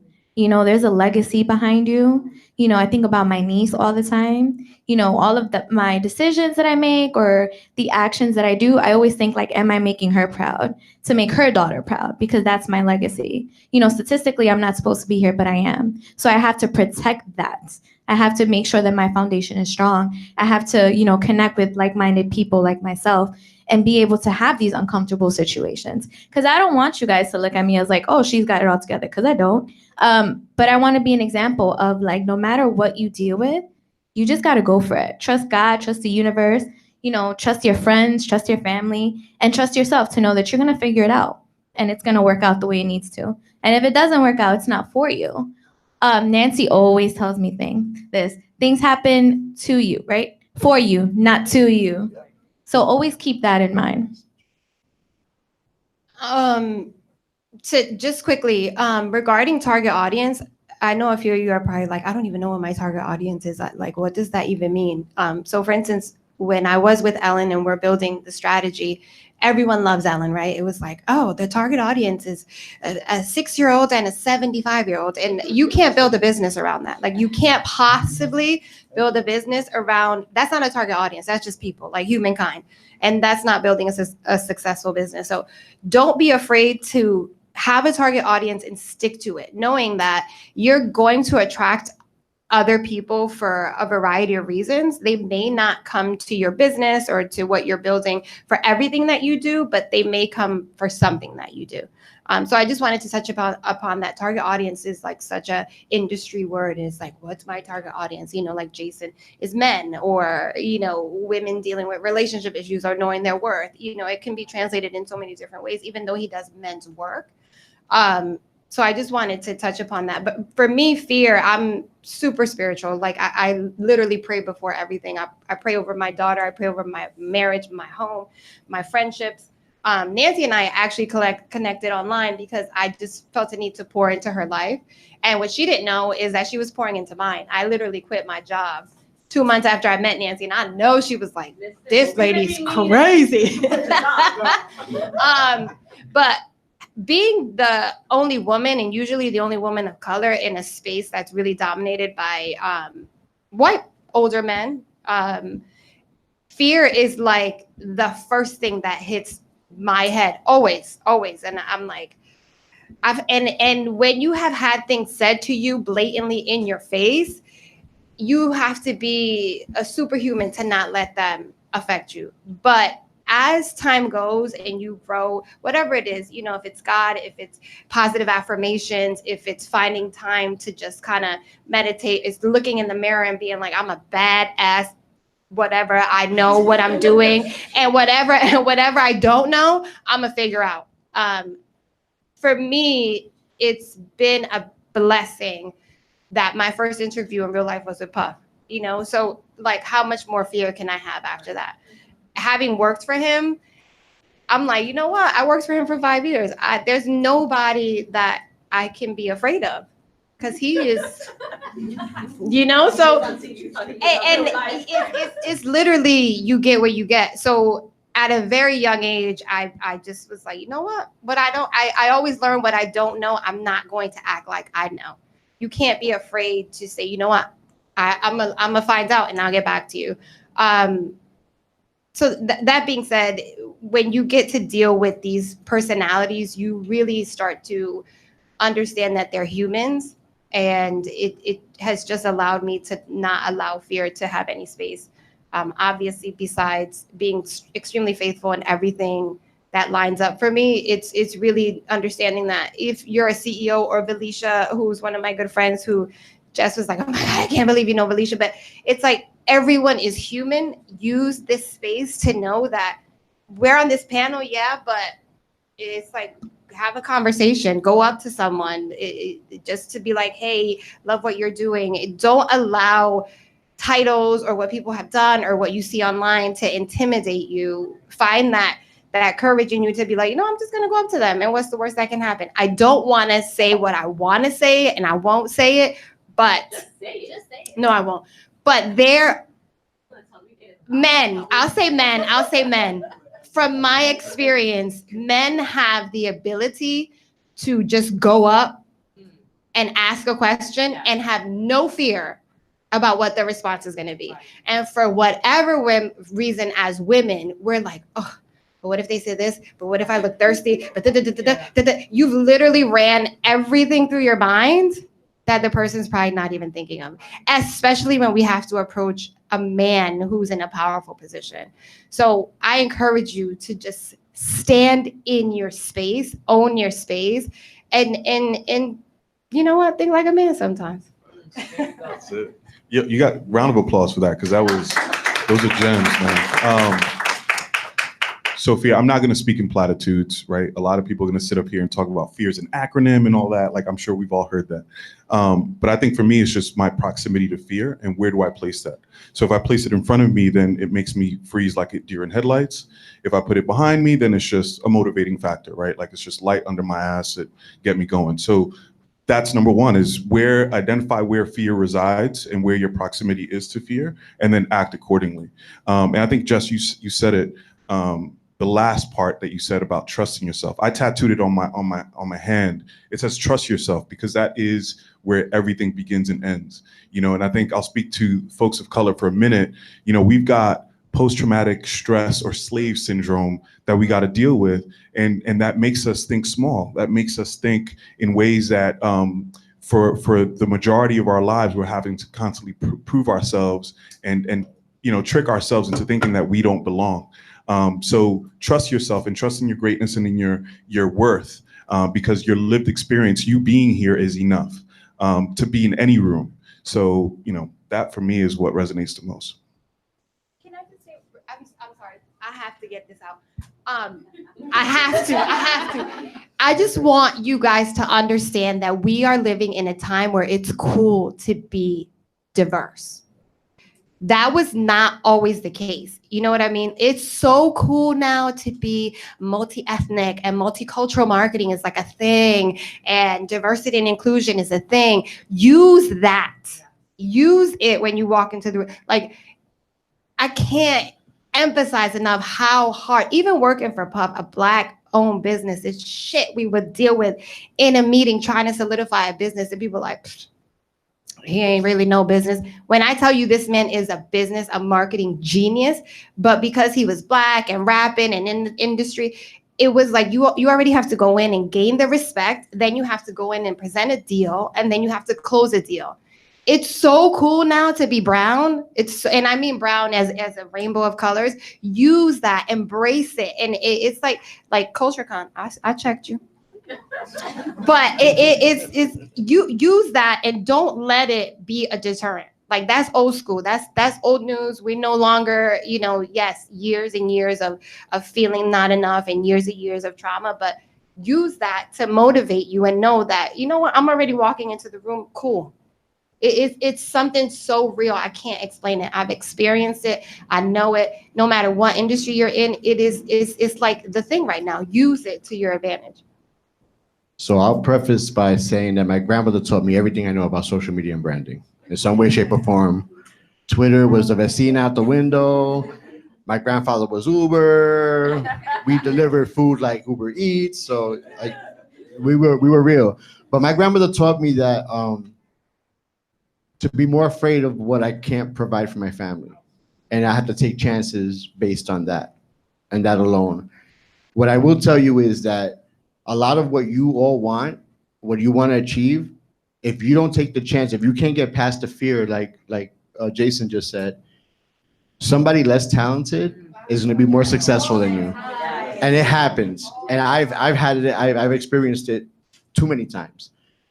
I also knew the value in my particular space. If you look at my track record, a lot of things that I did were the first Latino podcast on the internet, the first Latino website, the first poetry venue collective in Brooklyn that nobody wanted to go up against the New Yorkers, so it was disrespectful, right? We created a space that's for 13 years has been doing that. When you're first, you set the bar. So you're not being measured against anything. So that keep that in mind, especially if you have an original idea, if you have something that's completely groundbreaking and disruptive, understand that whatever you do, everybody else is going to follow you and they're going to do it better. You have to respect that too. But understand that you're always going to be recognized as the person who actually laid that groundwork, like Melanie said earlier. How do I combat fear? This is like the basis of all my teachings. Whoever follows me here knows literally everything that I talk about is this. And it's like so hard for me to still answer this question. How do I combat fear? I think the only answer, because only fear and only love exists, is with compassion. I'm scared all the time. Hello, I struggle with anxiety on a daily basis. So when I do, like now I'm at a period of my career where I'm like, yes, a year into entrepreneurship and I'm getting these amazing opportunities, but I'm fucking terrified. How am I supposed to walk into, this room and like kill it? And I'm like, wait a minute, compassion, I'm there to serve. So that's my first thought, is that we're all here to serve no matter what it is that we're doing. So that is always on the forefront of my mind as I turn my back to fear. Knowing that I was asked to be in that space. And even if you're going into an event where you weren't really invited and you just bought a ticket, it's still your space. We're here for a reason. We are here to serve, and maybe you're just trying to figure out how it is that you're going to serve, what it is that your mission here on Earth is. But you're still here for a reason. So just having that on the forefront of your mind is really important. Knowing that whether you're going into a space to learn or whether you're going into a space to impact, there's still love to be exchanged. And that's always like my number one is that, yeah.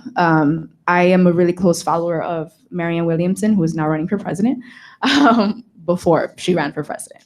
And that was one of the biggest things that I learned from her, is that there only exists two things. There's only love and there's only fear. Everything else trickles down from there.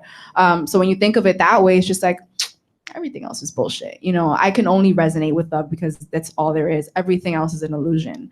So that's really the biggest way. And I do scary things every single day, like whether I'm home in my pajamas and I'm posting like a picture of me and talking about depression or talking about an anxiety attack that I had, or I'm speaking in front of 1,200 people.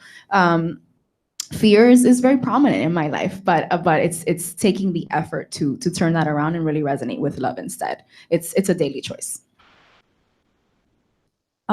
So walking in here today, I was fearful. Right? I'm always fearful anytime I speak in front of people. Last week, I sat on a panel with a Supreme Court justice. to talk about social media and ethics. I had never been on a panel with a Supreme Court justice. When I was asked, I didn't know what to do. I'm on a panel with the Supreme Court justice, and it went great, and it was a terrific panel. I've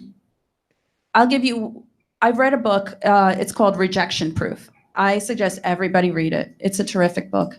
It's about this man who took 100 days and did something fearful every day. One day he knocked on a stranger's door and asked if he could play soccer in the backyard. So it's 100 days. So no, but it's 100 days of finding something to do. Doing something stepping out of your comfort zone. And you want to know how I start? Every time I walk into a room, I start with how I meet people. So I'm going to ask you all to put all of your stuff down. And this is exactly what I do every time I walk into a room because I'm always fearful. Am I going to meet somebody weird? Is there something wrong with me? Anything can happen. Stand up and introduce yourself to somebody you do not know.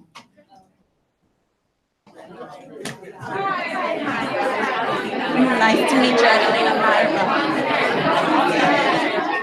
Yeah.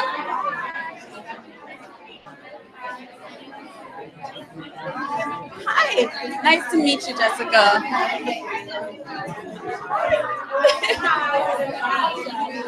Okay, I'm gonna ask you all to sit down again. All right. It's not a party yet. Not yet. No, we still have an hour to network, guys, so it's not a party yet. Yeah.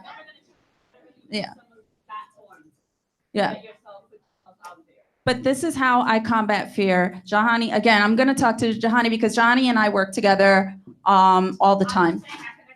Yeah. But actually, Jahani and I knew each other, and then it's a long story. There's a connection. All right. But that's how I combat fear. It's just doing something different. Last year, I had never gone on a trapeze. I climbed up it's had to be like 3 or 4 stories up. And for the first time, I got on trapeze. I didn't know what I was going to do. When I tell you it was the scariest thing in the world, when they said, Maribel, you're going to do a front flip, throw your legs over the bar, and then swing back and forth and let go and catch the guy across. And I did it. And that's the only thing you can do. You just have to let go and do it. What's the worst that's going to happen? Someone says no. Someone says not now. Again, maybe it wasn't meant to be at that moment for you or for them. Maybe it's their loss. Maybe it's just a better path that you're going to be put on. That's all. All right, so now I want to open up questions. And somebody better ask a question because y'all were real eager before. Who has a question? Can we get her the that mic that you throw? Right there, the young lady in the back. I don't even think I need this. I'm so loud. Can you stand up and introduce yourself? Hi, my name is Mercedes. I'm a New York City teacher. I'm a mother of 3. Yeah. I brought my husband here to support me. I created a blog about my family, my modern brown family. I saw a lot of issues and concerns on the social media, and I was like, my family's the perfect example to, just break barriers. So I've been documenting it. I think my goal is just to build awareness about what, my Latin culture, my Puerto Rican food, my kids and their hobbies. But what I'm trying to understand is I have the content, I believe so. I'm goal oriented. I just don't know about this whole SEO thing and being seen. How does it get seen? Because it's out there on Google, but there's other factors that are getting in the way. So I'm going to say this, and actually, I'm really looking forward to seeing her presentation because that's going to answer a lot of those questions for you in a more contextual way. I haven't used SEO, and part of the reason why I was never a big SEO fan was because of the fact that I was one of the first bloggers, right? And the first Latino blogger. So everything I said was automatically trending in that sense because I was the only one talking about it, similar to what Melanie was talking about in her space. So that's the first piece. The second piece is Well, you know what? I'm not gonna even say anything. Jessica got we it. have a whole demo. Yeah, the demo's gonna tell you everything. I've seen the demo before, so it's definitely what you're looking. That will answer your question. Okay. Any other questions? Y'all gotta be kidding. Okay. Throw the catch It's box. gonna cost you later to pick our brains. That's right, yeah. You got it for free. She got it for. Hi, everyone. My name is Stephanie. I currently work in operations in a big electric company. And my question is, how do you connect corporate with our communities in an impactful and meaningful way so you don't feel drained every day? So that's my question. So during the time that I've owned the company, 22 years, I've actually worked in corporate for FedEx, Kinko's. I was a district manager there. I also worked for T-Mobile and Marriott. So I worked in different spaces. With T-Mobile, our core was connecting people, right? That any handheld device, and that's back in the BlackBerry days and the Palm days, email was just new or whatever. What we found was what was very impactful was to meet people where their needs were. And what we had, like, for example, the earthquake in Haiti, when we had like Dominican Republic and Puerto Rico had different hurricanes or whatever, what we sought to do was alleviate the pressure, because at that time, it was no unlimited plans, right? You pay for minutes. We had to alleviate, we had to, as a district manager, I had to advocate for Dominicans to be able to call home for free, because otherwise it was going to cost them a lot of money, already adding more burden to the situation that they're already dealing with. So you find a way, you find pain points, and reverse engineer. Like, so for example, any business has pain points. Our pain point was our customers were already late on their bills. A lot of people of color were already late on their bills because it was something that was very expensive at the time. So we had to find a way to alleviate that so they can connect with the people that they love, and they always remembered that. That was one thing that they always remembered. So when they came back, when prices got lower and they were able to add on more family lines for their kids or whatever, they thought of us first, because we were there for them in a very small subtle. We weren't trying to do everything, but we did the one thing that was most important, is for them to connect with people that they were concerned about. So I want to add on to that, working here at Google. Here's the thing. It's beneficial for every sort of corporation to reach into like different markets. That's, nowadays, like you said, like D&I is so in that, they want now. So Melanie actually brought this earlier. Do you guys realize that now almost every corporation has a D&I department? And this just happened? Mind you, we've been here forever. So why is it now that they're trying to appeal to us?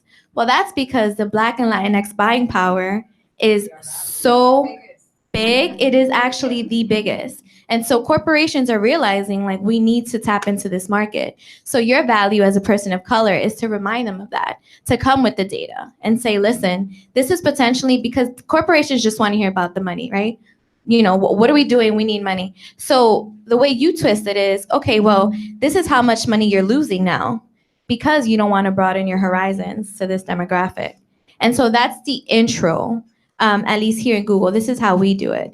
Not only that, but also when you come from a community, like Melanie said, your job is to serve and to be an advocate of that community. That doesn't mean you're gonna pop in all these like CEO meetings, like, listen, you need to do this, but it means that even at your level, there's always someone above you that you can speak to. And your power, again, knowing, is that you come from that community. So even if, on picture, they're like, oh, well, this is appealing to, this demographic. We've seen it with Gucci and they're still doing it. All those people in that corporation, and no one thought it was offensive to have a sweater with red lips and a black face, that's a problem. And so it starts at the lower level, where you make sure that you're advocating for your community, but twisting it in a way where it's, listen, this is how much money you're losing. So be strategic about it. Don't always make sure it's coming from a professional standpoint and not an emotional. But when you're in there, then you bring the emotions to it, right? But just do your research. Listen, communities, electric companies, right? Like, easy. This is how much money you're losing right now, because data. And I think that for in anything that you kind of go into, you always want to back it up with data. The data is out there. Now, the question is, like, how much research, how much work do you want to put into it, to to make your argument that much stronger. But when you come to corporations and you give them the numbers, it's hard to ignore numbers. And whether that's dollars, whether it's bodies, market share, they're not going to ignore the numbers if those numbers are really critical to their success. I want to say something really quick just to segue a little bit, also pertaining to the question, but people, as consumers, we create that data. So if we want to see more of us in a certain realm, then don't buy your jewelry at H&M. Go buy your jewelry from a boutique that your cousin sells, or support people in their businesses, in their small businesses, so that these bigger brands can take notice. Or like me, some of my work is also influencer work. It's not totally based on that, because what if Instagram crashes one day? If I'm only doing influencer work, then my whole job is gone. But I do take brand deals now that pertain to wellness, that pertain to things that I'm talking about. And when people, it's frowned upon when influencers like me are just like, hey, go like this post. Go like that damn post. Because, this company that's paying me to post about this, they want to see how many of us are really engaging with that content. So then what's going to happen if you guys engage with my post, or whoever it is that's posting about these things, they're going to ask more people of color to work with them. And then we're going to keep elevating that. I'm going to get bigger brand deals, and then we're going to see more of us in those spaces. So if it trickles down. So when you finally get there, you have a stronger case to say, listen, this is how many people are engaging with this certain thing or this certain topic. A relationship with them is going to be of value to you as a company. Okay. So with that, we're going to take a 5-minute break. You guys can go to the bathroom. You can refresh your drinks. And then when we come back, Maribel's going to do the LinkedIn demo. And then Jess will close it out with the Google Ads demo. Okay? And then in the meantime, if you want to catch one of these panelists, grab them and don't let them go. No, I'm just kidding.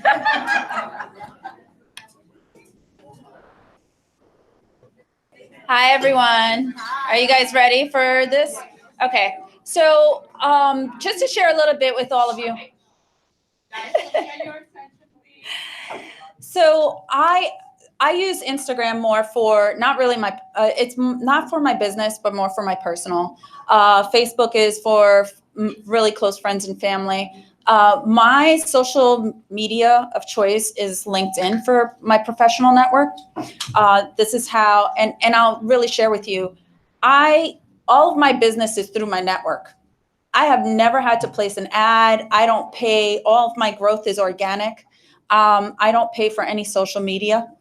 Everything for me has always been organic growth. And I think it's really important when people do things organically before they start paying for things, because it gets you to understand what your network looks like and where you need to grow and focus on.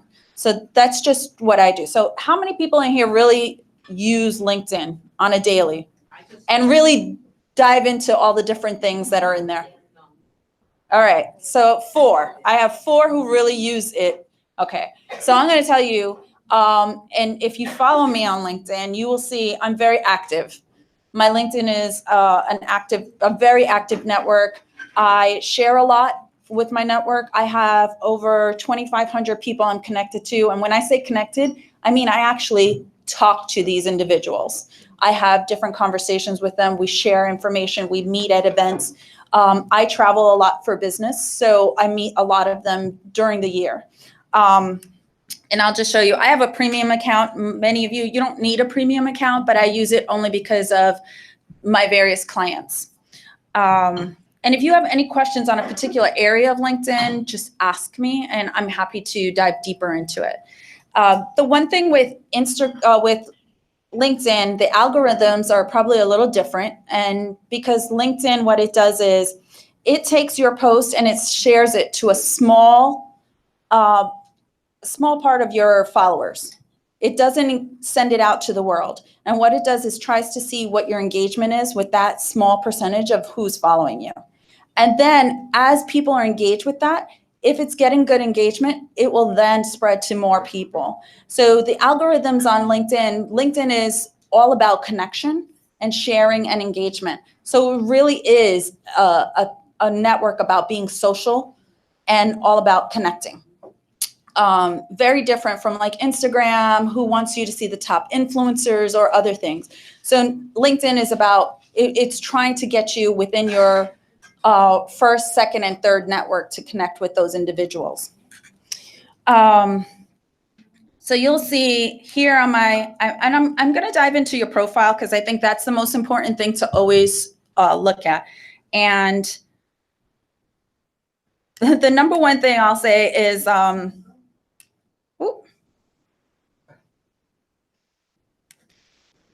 what a lot of people do, if you don't have a professional headshot, you need to go get one. I've worked at a recruiting agency in the past as VP of marketing. Yes, he's happy to give you a headshot. Yes. So I will tell you this.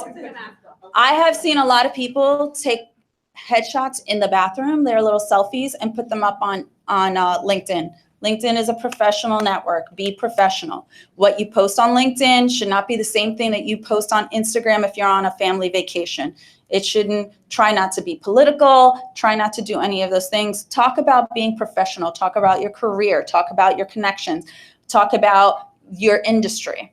The other thing I will say is, if you're posting and you work for a company, you need to understand your company's social media policies. You also need to understand there's a lot of data privacy acts. I work in a legal industry, and what a lot of people don't understand is data privacy is a huge thing, especially if you're in B2C. A person can sue you for a lot of money just because you had their private information, just collecting it from an order form. So keep those things in mind. If you don't understand that, that's a problem, and you really need to understand.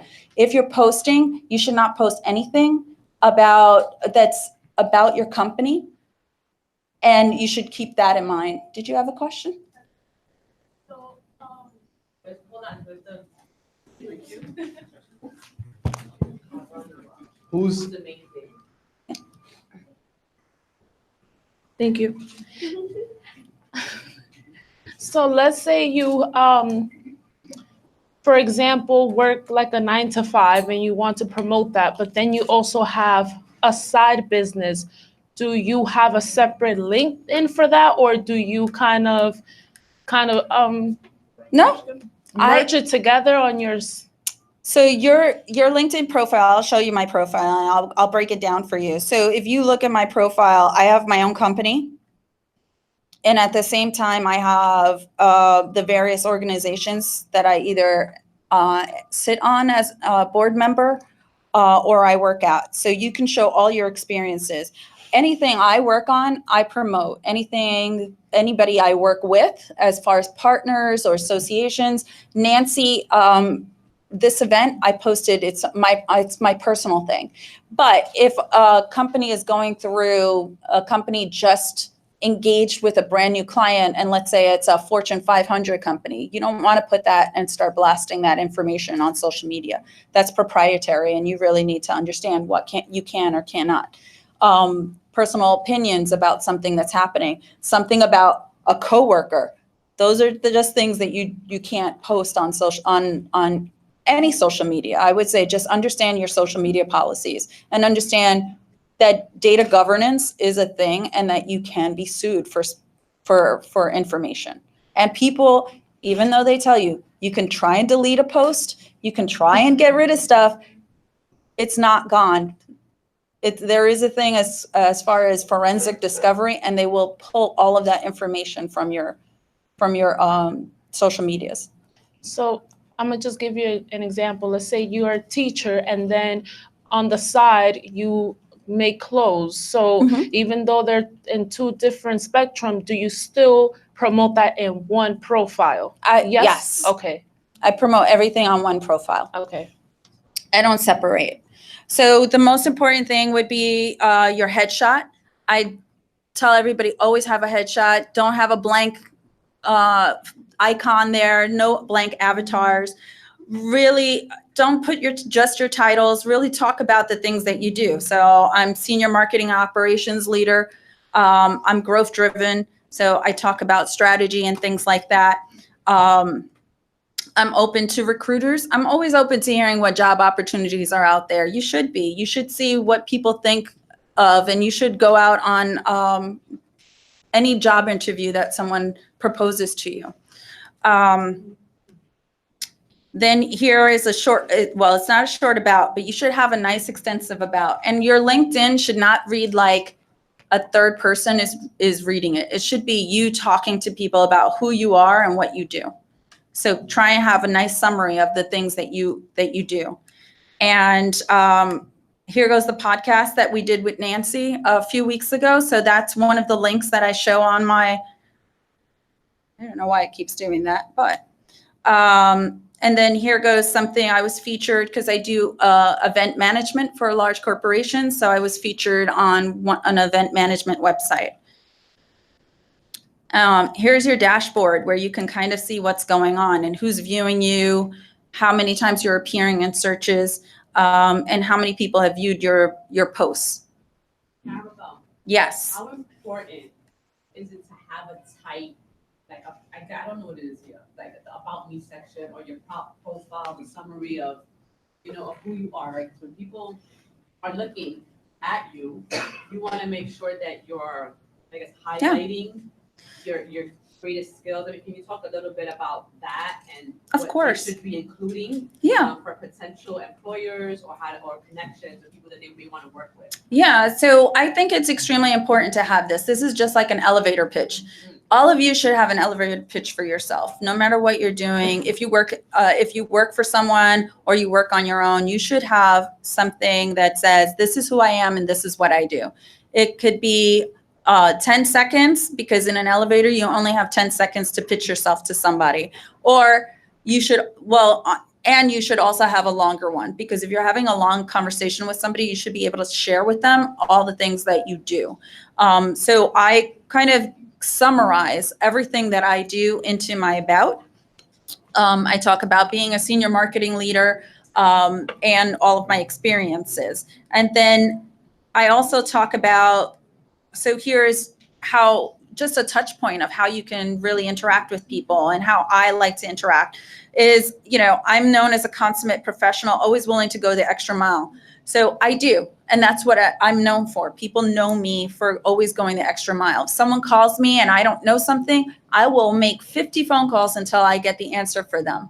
If it's not my job, I still do it. And so that's something that you should include in the summary of your LinkedIn, just so people have it.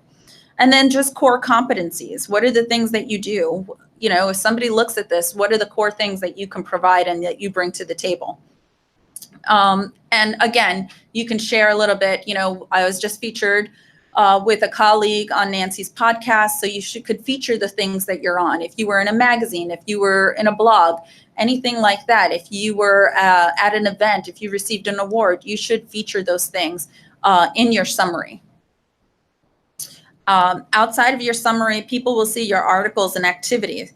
So I have a few articles that I've written. I'm not great at constantly writing. Nancy continuously tells me I should write more, which is my goal for the next 6 months, is to learn to really make myself write more. But I am active about promoting the things I'm engaged in, and I'll show you my activity in a minute.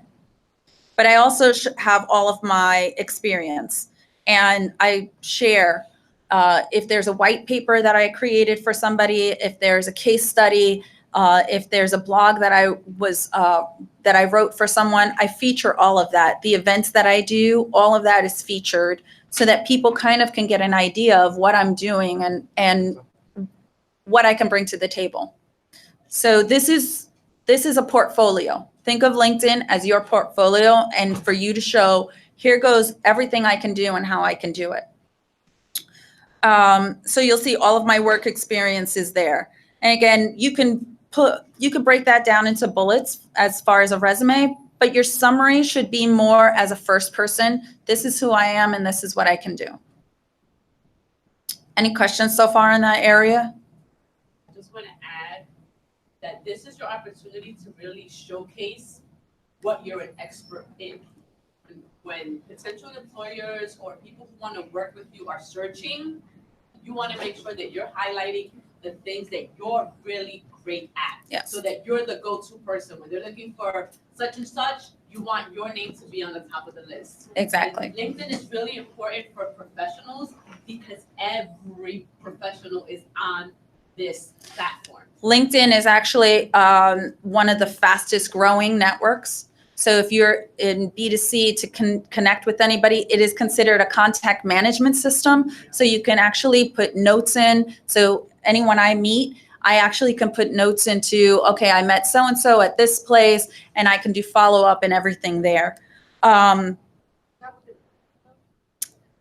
not with the premium. On all your contacts, you're able to go in and I'll show you. So I can go to Nancy, and I see all her info. I can share her profile, can give her kudos, I can recommend her, but then I can also go here and just look at her profile and start thinking about the notes that I want to make, and then I can actually build that out in my contact system. And it's not with LinkedIn Basic has a lot of features. You don't need premium, just allows you to see a lot more. So instead of seeing, you can, there's a limitation to see how many people have viewed your profile.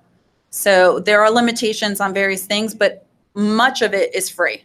Wait, I'm sorry. Good. Where do you go to put in the notes? I'm sorry. Good question. You're not a LinkedIn person. I mean, a LinkedIn. Yeah. But- Hold on one I second. use LinkedIn a lot for work, but I can see this. Yeah.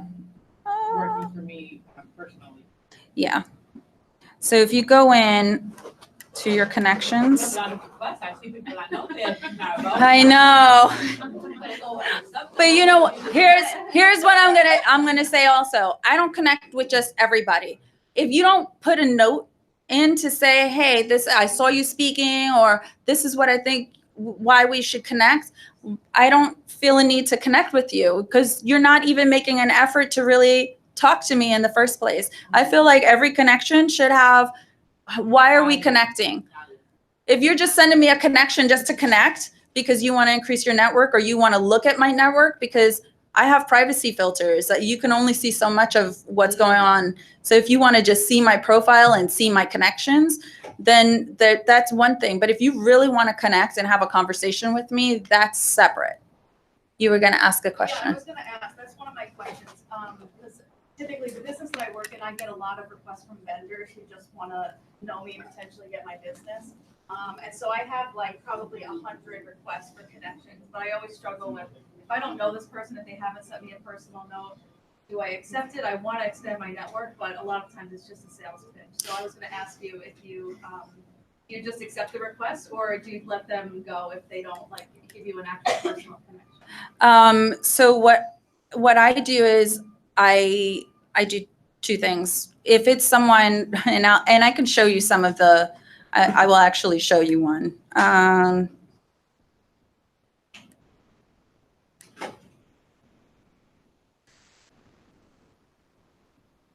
I recently got a request for something, and I was like, thanks for reaching out, but I'm not a lawyer. They were like, I can help you and your legal team. And I was like, but I'm not a lawyer. So you can't help me in my legal team. Like, so you're not looking at my profile. So I say, no, thank you. So you have the ability to say that. I also, if someone is connecting and I see there's someone of interest, like I may have someone who is a CEO who has connected with me. I'm like, oh, why is he connecting? And then I send a response back. Thanks. If they haven't put anything in there, I send a note back that says, thanks so much for connecting. It's great to connect with you. I hope we can continue our conversations. So I do that. But I really look at the person to say, okay, why are they connecting with me? Is it just a sales pitch, or is it there's more, or can I bring value to them? Can they bring value to me? So that's the important part. Now going back to, kind of forgot where the note section was, but we can go back to that one. Don't forget about me. I won't. I will not. Okay. So And then what I would say is also important is I'm continuously getting certifications. So I add all of my certifications in there. I take one certification every 6 weeks. So I'm constantly doing some kind of training. In addition, on my volunteer experience. And then what I would say is one of my highlights is people I work with, people I've worked with, I look for recommendations. I reach out and I say, can you recommend me? Or they'll recommend me just because I've done a great job for them. So it's really important to have compelling recommendations from people. And not just, hey, she did a great job. No, you want somebody to give you a really compelling recommendation. People do look at that. My question for you first is, how do you propose to either like your current employer or any previous employers, to give you that recommendation? Like, how do you present that? How do you ask them professionally without trying to somewhat seem like kind of begging for that support from them? Well, I don't think it's ever begging if you've done a great job for somebody. If you've done a great job for somebody and they know it, they'll recommend you very easily. I don't send the recommendation without reaching out personally first with a note. So either I send a message via LinkedIn if I don't have their current information, or if I have their current information, I will call them or email them and say, hey, I'd love to get a recommendation from you on LinkedIn. Would you like me to write it? Would you like to write it? And then you can, if you'd like me to write it, you can edit it after and then post it. So I always do that with everyone. And it's very easy. Just say, it was great working with you. If it's someone from the past, if it's someone currently that you did, let's say you just did a great project with somebody. Hey, would you consider, and they say you did a terrific job, right? Hey, would you consider giving me a LinkedIn recommendation? It's very easy. What's the worst they're going to say? No, that's fine. It's fine. Hey. So this is something that I've been really focused on as far as LinkedIn. As an agency owner, I work with a lot of brands, right? I could work with 20, 30 brands a month. How much is too much to put on as an agency owner, especially if I'm doing most of the ideation for my agency? Yeah. So LinkedIn actually looks at, again, the algorithms. And if you post too much on a monthly basis, it's different. But I'll say so you can see all the different companies I work with, and there are more. So I have all of these different brands that I work with. I post on LinkedIn for them. I don't repeat in the same week the same post. So if I have something that, let's say it's a new blog, I'll post it on a daily basis. If it's a brand new blog and it came out. You again. So I'm sorry, the context was in terms of like my professional summary. Your professional summary? Exactly. Should I include every single brand that I work with? Sure. If you're an agent for them and they're willing for you to show that you work for them, I would show them all. Because that shows that these are all the people that I work with. So it's part of your professional portfolio. So I would list them all, and you're talking about in this section as far as experience? Yeah. I would list them all. How long? Because I'm sure in your case, you've worked with some of them for a long period of time. So I would show that that's basically, and you probably have a specific title with each of them. I have the same thing. So I have various companies I work with. So either I'll list them all under my company, or if it's separate and they want me to be shown separate, because some of them want me to be listed separately, then I'll show them as a separate company. So there's no issue with that. So for example, this one, Director of Marketing for the New York City Board, they've just asked me to step up to their international board. So I'm Director of Strategy for them internationally. So that would be my international, but I have my own company where I work for them as my own company. So, but they've given me a title. I'm not just the consultant. So I would list it. You're welcome. So I think LinkedIn recommendations are always important. And then any of your interests. So anything that you follow. So I follow various companies, and you can see all the companies and groups and people that I follow because I want to know what's going on. And they straddle different areas like operations, business, AI. So it's pretty complete, and I get notifications of that. Any questions on that so far? Okay. So this is my network.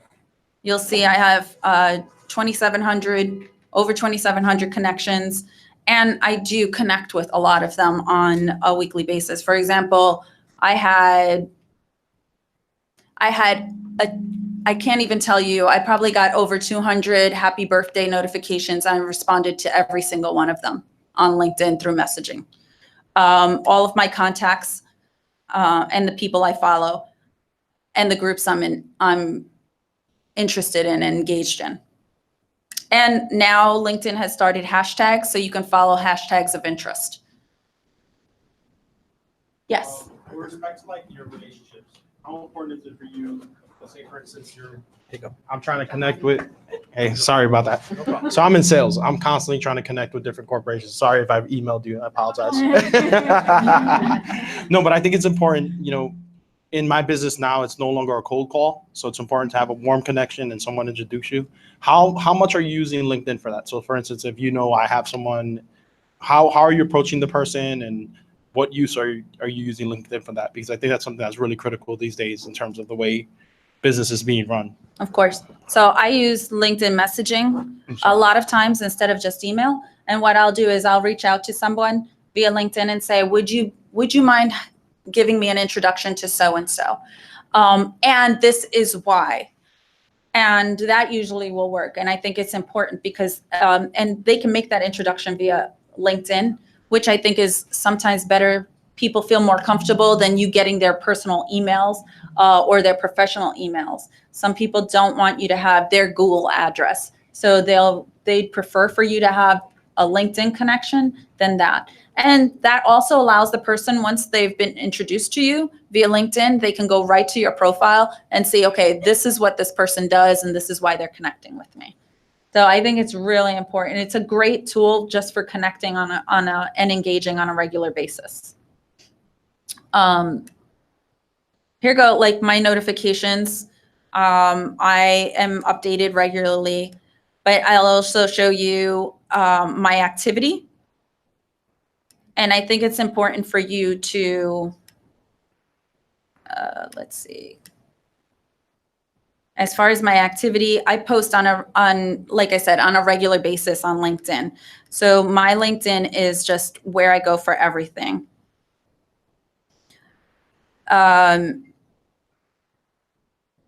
So this is my engagement.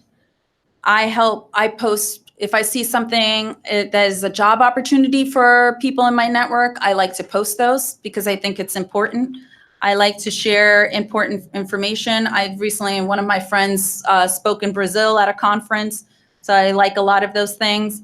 My friend Nikki wrote a memoir about her dealing with her father's addiction. So she's been posting a lot, and I've been sharing and liking that information. I have some events coming up, so I share a lot of the events that I am hosting on LinkedIn. And you can see I do get a lot of traction on my post, and you can actually see how many people are engaging with them. So I had 945 views of my post, 5 reshares, which means people are really engaging with it. And then you can see the titles that people of the people who are actually engaging with it and where they are.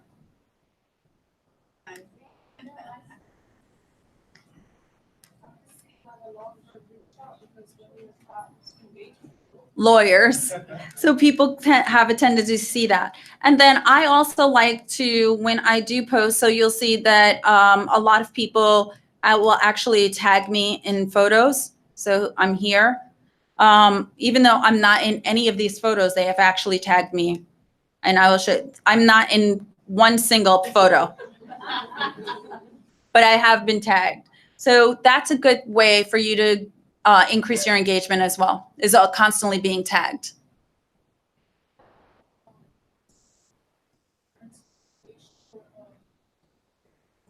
Yeah, I take online courses every 6 weeks. I'm taking I do LinkedIn Learning because sometimes they're only like 30 minutes, some are 11 minutes, so you can do the LinkedIn learning, but I also do Coursera, Udemy. There's so many out there, but I mean, I recently took an AI course. Do you guys have any specific questions about LinkedIn? How much time do you spend on your profile? How much time? Doing a lot of things with it. Yeah. How much time so I dedicate an hour in the morning to go through, because I will show you, I mean, as you can see, I get a lot of messages on LinkedIn. So I go through and connect with a lot of people. And I still haven't done all my happy birthdays, so. But I do connect with a lot of people. So I'm on an hour in the morning, maybe an hour in the afternoon, and then I schedule posts out. So I use social media tools to schedule out posts throughout the day. And I mean, I have to be on LinkedIn a little bit more than probably some of you because I manage a number of accounts.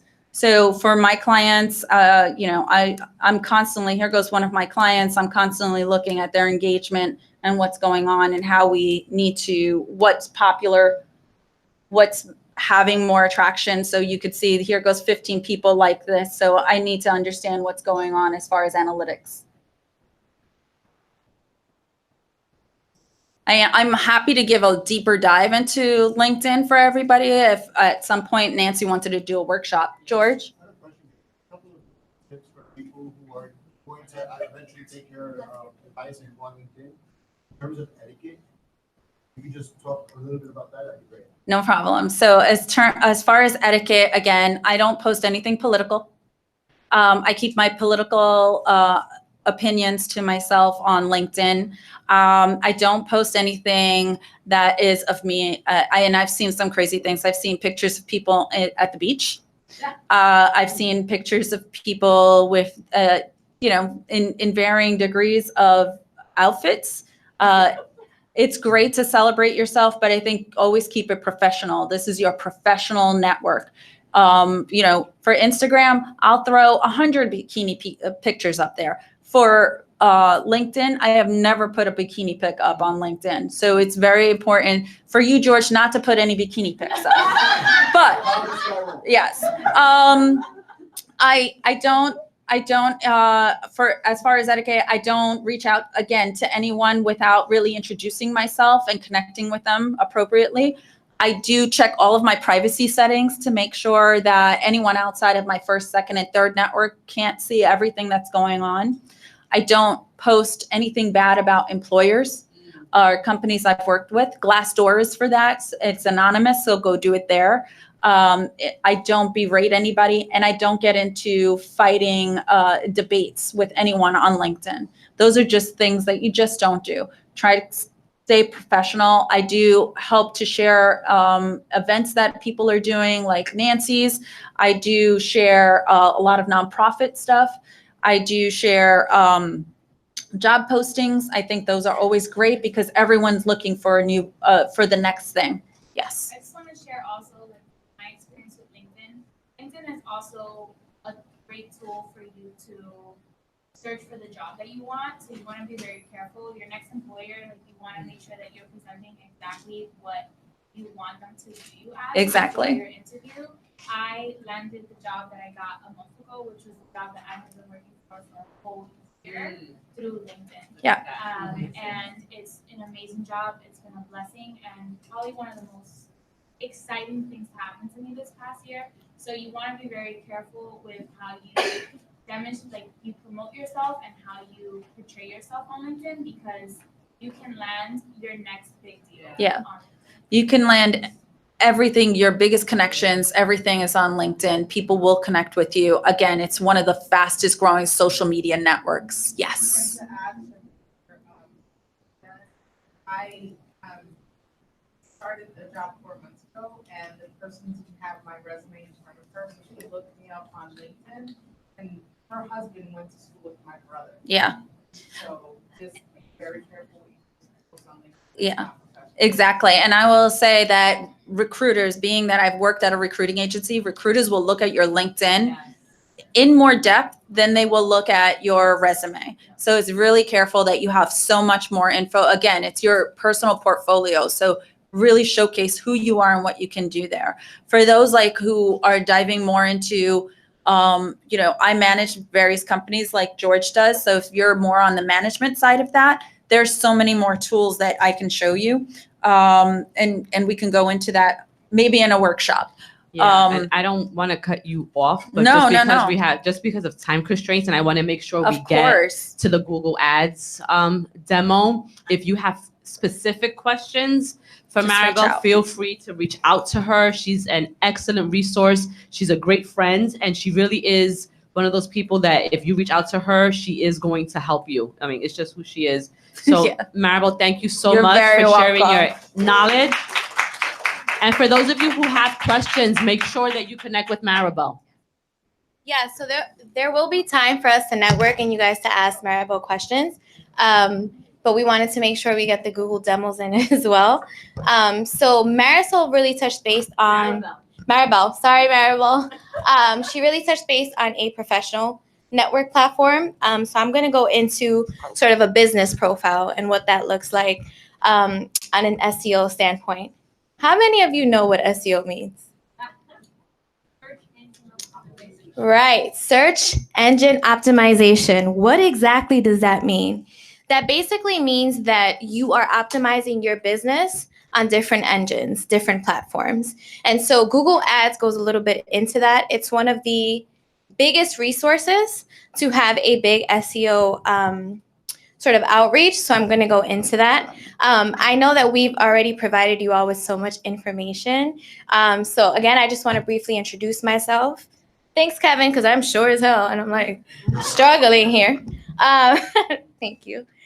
So again, my name is Jessica. I am the program coordinator for diversity and inclusion here at Google NYC. I am also the program manager of the Fierce Woman. So my email address is available for you guys to use. Don't be embarrassed if you have any questions. You may not necessarily feel comfortable asking here. Just email me and I will be there for you. So today's agenda basically is going to consist of the anatomy of Google search, because although it's something that we use on a daily basis, not many of us know exactly what it is and the algorithms that go into it. The second thing is we're going to deep dive into how to create a smart campaign while using your business. Before we get started with any content, I'm going to play this video for everyone. And while you watch this video, I want you to ask yourself if you've ever related to any of these moments.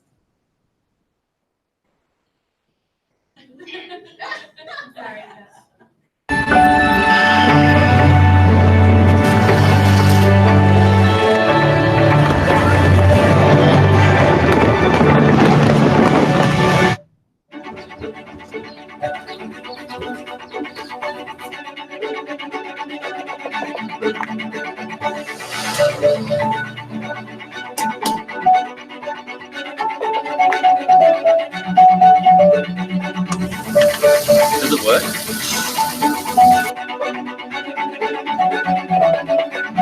Now, people ask us all the time, how do I get into work?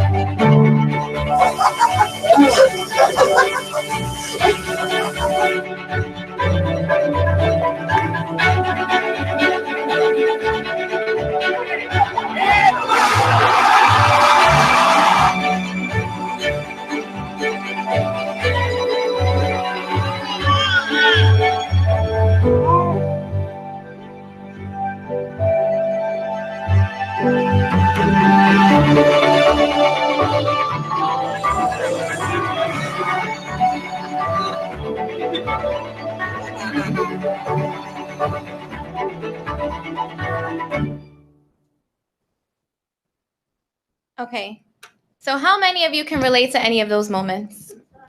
Pretty much everybody in the room. So can you all agree with me that when I say you are looking for something on Google search, it's with intention, right? So you don't just search something just for the hell of it. It's because you're usually in a position where you need to find a replacement for something. My favorite scenario is the dog eating the cake, because That reminds me of my dog. But all that to say that when you when you search on Google, it's with intention. So I'm going to dive deep into the anatomy of what a search page actually is. So when you enter a keyword, a phrase, a letter, or anything in the Google search box, it is what we at Google call a search query, right?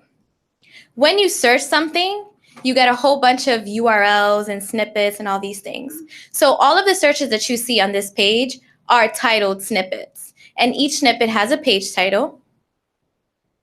It includes a URL. Now, one thing I want you guys to keep in mind is that a URL may not necessarily be the home site of your website. It's often the first page you want your consumer or potential consumer to go to.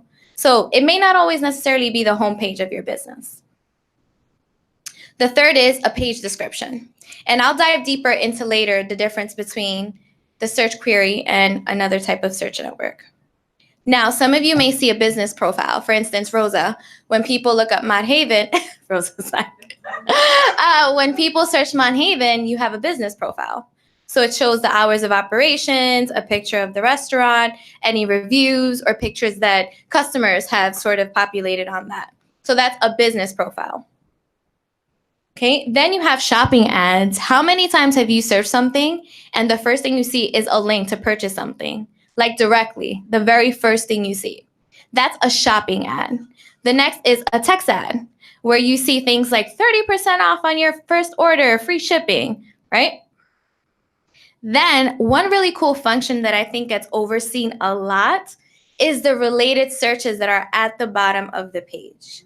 This is telling you what keywords or what search queries your potential customers or customers are searching. So this also tells you sort of who your target audience is. And it could be super random. Actually, it kind of is random. So it's important for you to do your research on who this person is. And this is sort of like a quick cheat sheet because it tells you what they're looking for. So if you're building an ad, which we'll go into later, you may want to include some keywords that you see here on the related searches part of the page. Okay. Now we're going to dive deep into Google Ads. And so here at Google, we have what we call a smart campaign. Google especially designed these for small businesses. So let's think in terms of a big corporation. The first one that comes to mind is Macy's. Have you ever noticed that when you search something or a brand, Macy's is usually one of the first retailers that pops up? Macy's spends millions of dollars on their marketing department, which means that they have a group of people who are actually bidding on websites to make sure that they're the first ones that come up. With smart campaigns, Google does it for you at no additional cost. And I'll dive into what that is. But essentially, smart campaigns are for small business owners, entrepreneurs, and people who are just starting. So if you're ever intimidated by ads or anything involving marketing is intimidating to you, it's really quite simple. We do all the work for y'all. Not just because I work for them, because it's really awesome. So we'll dive deep into that.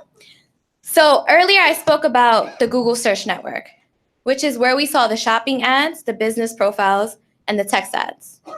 Do you guys feel like you have like an understanding of what exactly that means and what to look for when you search?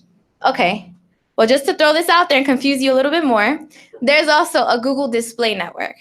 Now, some of you may be asking like, well, what's the difference? How many of you try to play a video on YouTube and an ad pops up? That's strategic using Google Ads. Yeah, but guess what? You have to view it to see your video. So if that's your business, someone in France who's searching whatever kind of video Google decides is relatable to your business is forced to search your stuff.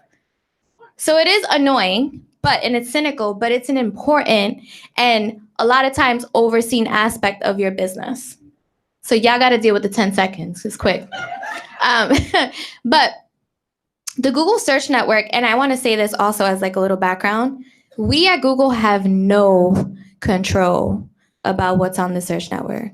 So please don't get mad at Google when people like put something bad and you're like, Google did this. We didn't do nothing. It's just a search network that we don't control. Companies sort of control. We're just a platform essentially.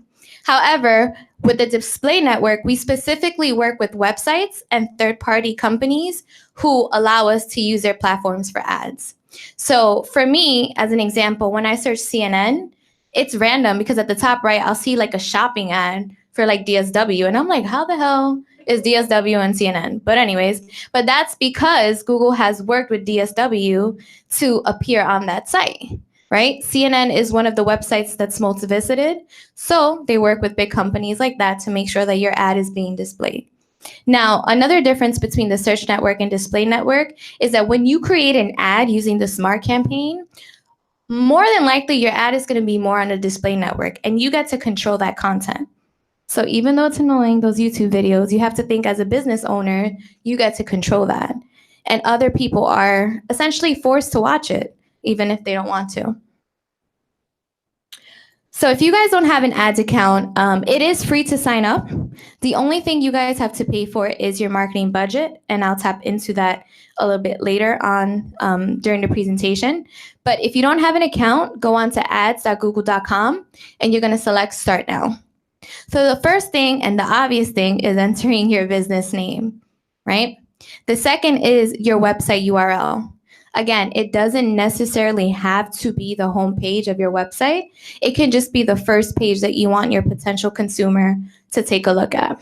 So if you are, for instance, a salon, maybe you want to like show the web page where you see the page of the before and afters, right? The attention span of people nowadays with social media is very short. So something visual may be more stimulating than text, right? So that's just an idea if you own a hair salon. Now, with that being said, when you sign up for an ad, there's a selection of 3 goals. You can only select 1 goal per ad. So if you're a business who wants to drive in more physical sort of visit, storefront, retail kind of thing, and you also want to get calls, you should create 2 different ads. The first option is get more calls. Again, this is based for more appointment-based businesses like hair salons, or if you want to, if you work for a doctor's office and you want people to give you guys a call. The second is more visits to your physical location. Rosa, I'm going to keep using you, but is if you own a coffee shop, right? And you want people to physically come to your store. Michelle, if you open up a showroom, your ad goal is going to be to get more visits to your location, right? And then lastly is website sales or signups.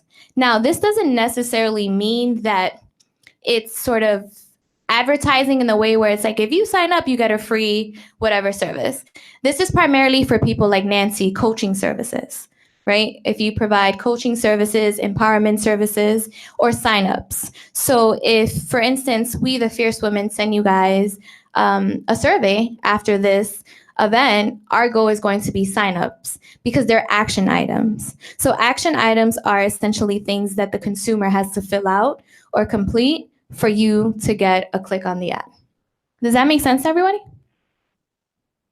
Okay. This is one of my favorite components about Google Ad. So when you select a specific area or radius as to where you want your ad to show, it's going to tell you the amount of people that use Google search per day. So with this, it's also very important to be specific because if you're a small business, this also gives you competitive advantage. An example of this is, let's say, I always use the Bronx as an example because I feel like we have nothing in the Bronx. Like, think about it, there's no Whole Foods in the Bronx. Like, come on, but, right? So let's say, for instance, you have a small business and you sell electronics and you sell televisions and Best Buy is closed, let's say on a Sunday, but you're open on a Sunday. As long as you're specific to the town and city that you want your ad to reach, guess what? You're going to come up before Best Buy. So people are going to come into your store before they have to drive down to Manhattan. So keep that in mind. Another component is selecting a business category. Now, when you do customized ads, you can manually enter search words. Google does the work for you. So it takes all of the algorithms and data information to tell you, okay, under this business category, these are the words that people are using to find this type of business. So instead of you having to manually add it, It just gives you a pool of search words that are often used with that business category, and you get to select or deselect which ones work. Now, actually creating your ad. So you get 2 headlines, and when you're creating a headline, it's very important to, like Maribel was saying, elevator pitch. The first sentence wants to be exactly who you are. The second should be what you do and what's different about you. So the other day I searched organic dog treats. Yep, I'm that dog owner.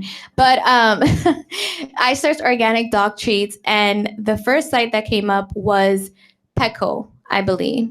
But the first headline that Petco had was like a run-on sentence. So I was like, all right, I don't want to read all this. Like, I don't got the time for this. But then Chewy was immediately like 30% off your first order, right? So it's important to like keep in mind your consumer when you're creating these headlines. This is not the time or place to describe what you do to the max, right? It's a quick like, okay, tired of this, here you go.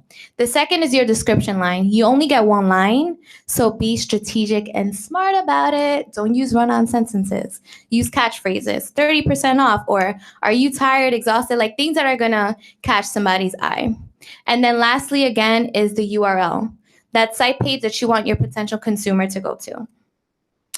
So when you create your ad, there's different image and ad formats. So you can upload up to 3 images. Guys, the images have to be yours.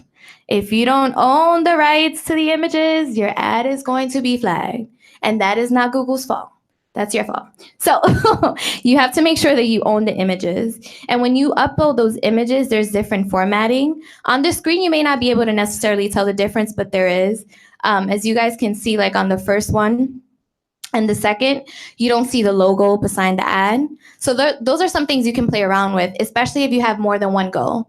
So if you do one goal that's like get more phone calls, you may not want to put your logo right next to the sales options. And if you do a physical, you may want to, because they know if they walk in, they'll get 20% off. Now, this is probably the most important aspect of creating your ad, and that is setting a budget. Now, a budget is set up to your standards. So if you can only afford, or if you're first trying this out and you have $25, you can set it to $25. Google isn't going to charge you more than $25, even if you get more than 25 clicks. Now, that's not to say that each click is just $1. Every keyword costs differently. So if I own an ice cream shop and the keyword ice cream costs me $2, the 25 that I have will deduct the $2, leaving me with 23. But if someone who's Latino just searches helado, helado is only $1. So it's only $1, but it will never go over the 25. So as you guys sign up and get more familiar with the algorithm, it'll break it down to you what keywords amount to what. It's not something that can be determined when you first create your ad, because it just depends on how many clicks you get. Does that make sense? Okay. Another really cool function about the budget part of the ad is that it tells you how many people, how many impressions search a business with that keyword. Impressions doesn't only mean how many people click your ad, it tells you on what device they're using and where from. So again, using the example of if you notice that 76% of your consumers on mobile, you better make sure your website is mobile compatible. So Google basically collects all of that information for you as a business owner to detect what works and what doesn't. Another cool thing is that Google tells you what your competitor is spending on your budget. So if you want to set yourself aside, if your competitor is spending 50, but you only got 25, sis, you might want to bump it up to 75. You know, just in case, right? It tells you exactly. So you'll be able to see that. So that's the budget aspect. Does anyone have any questions on this part? Yeah.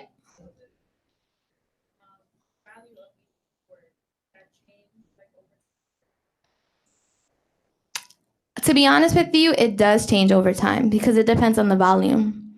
Because for instance, if Kim Kardashian, I hate but love using her as an example, but if she has like a new perfume, then somebody may be using the keyword perfume more often than usual, so it's gonna go up.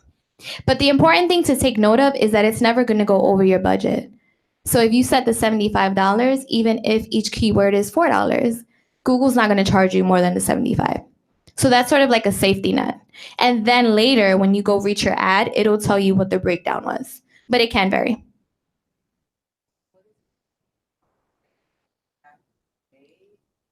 Per month. Basically, that's giving you 75 clicks, and it's also putting you on like the CNN website and on YouTube. So it's getting you that audience, but you only get charged when people click.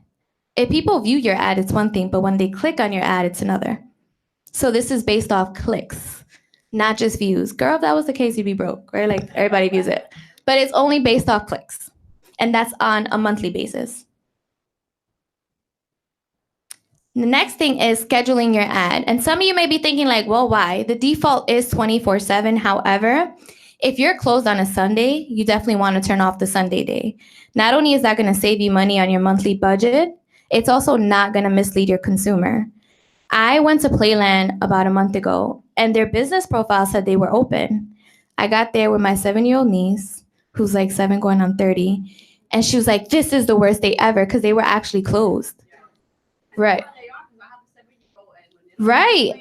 She threw a tantrum. I said, girl, people don't have nothing to eat and you complaining about this. Like she threw her. I'm like, Mia, girl, we can't.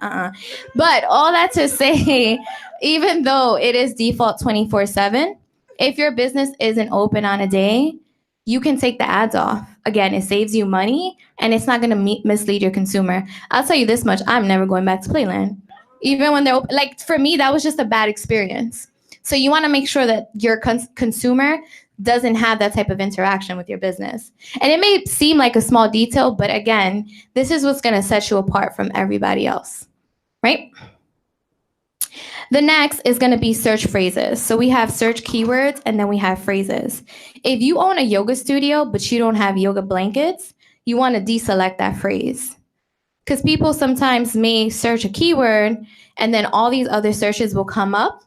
And like this person sells yoga blankets, but that person isn't you. You got to control that. So you want to take that off.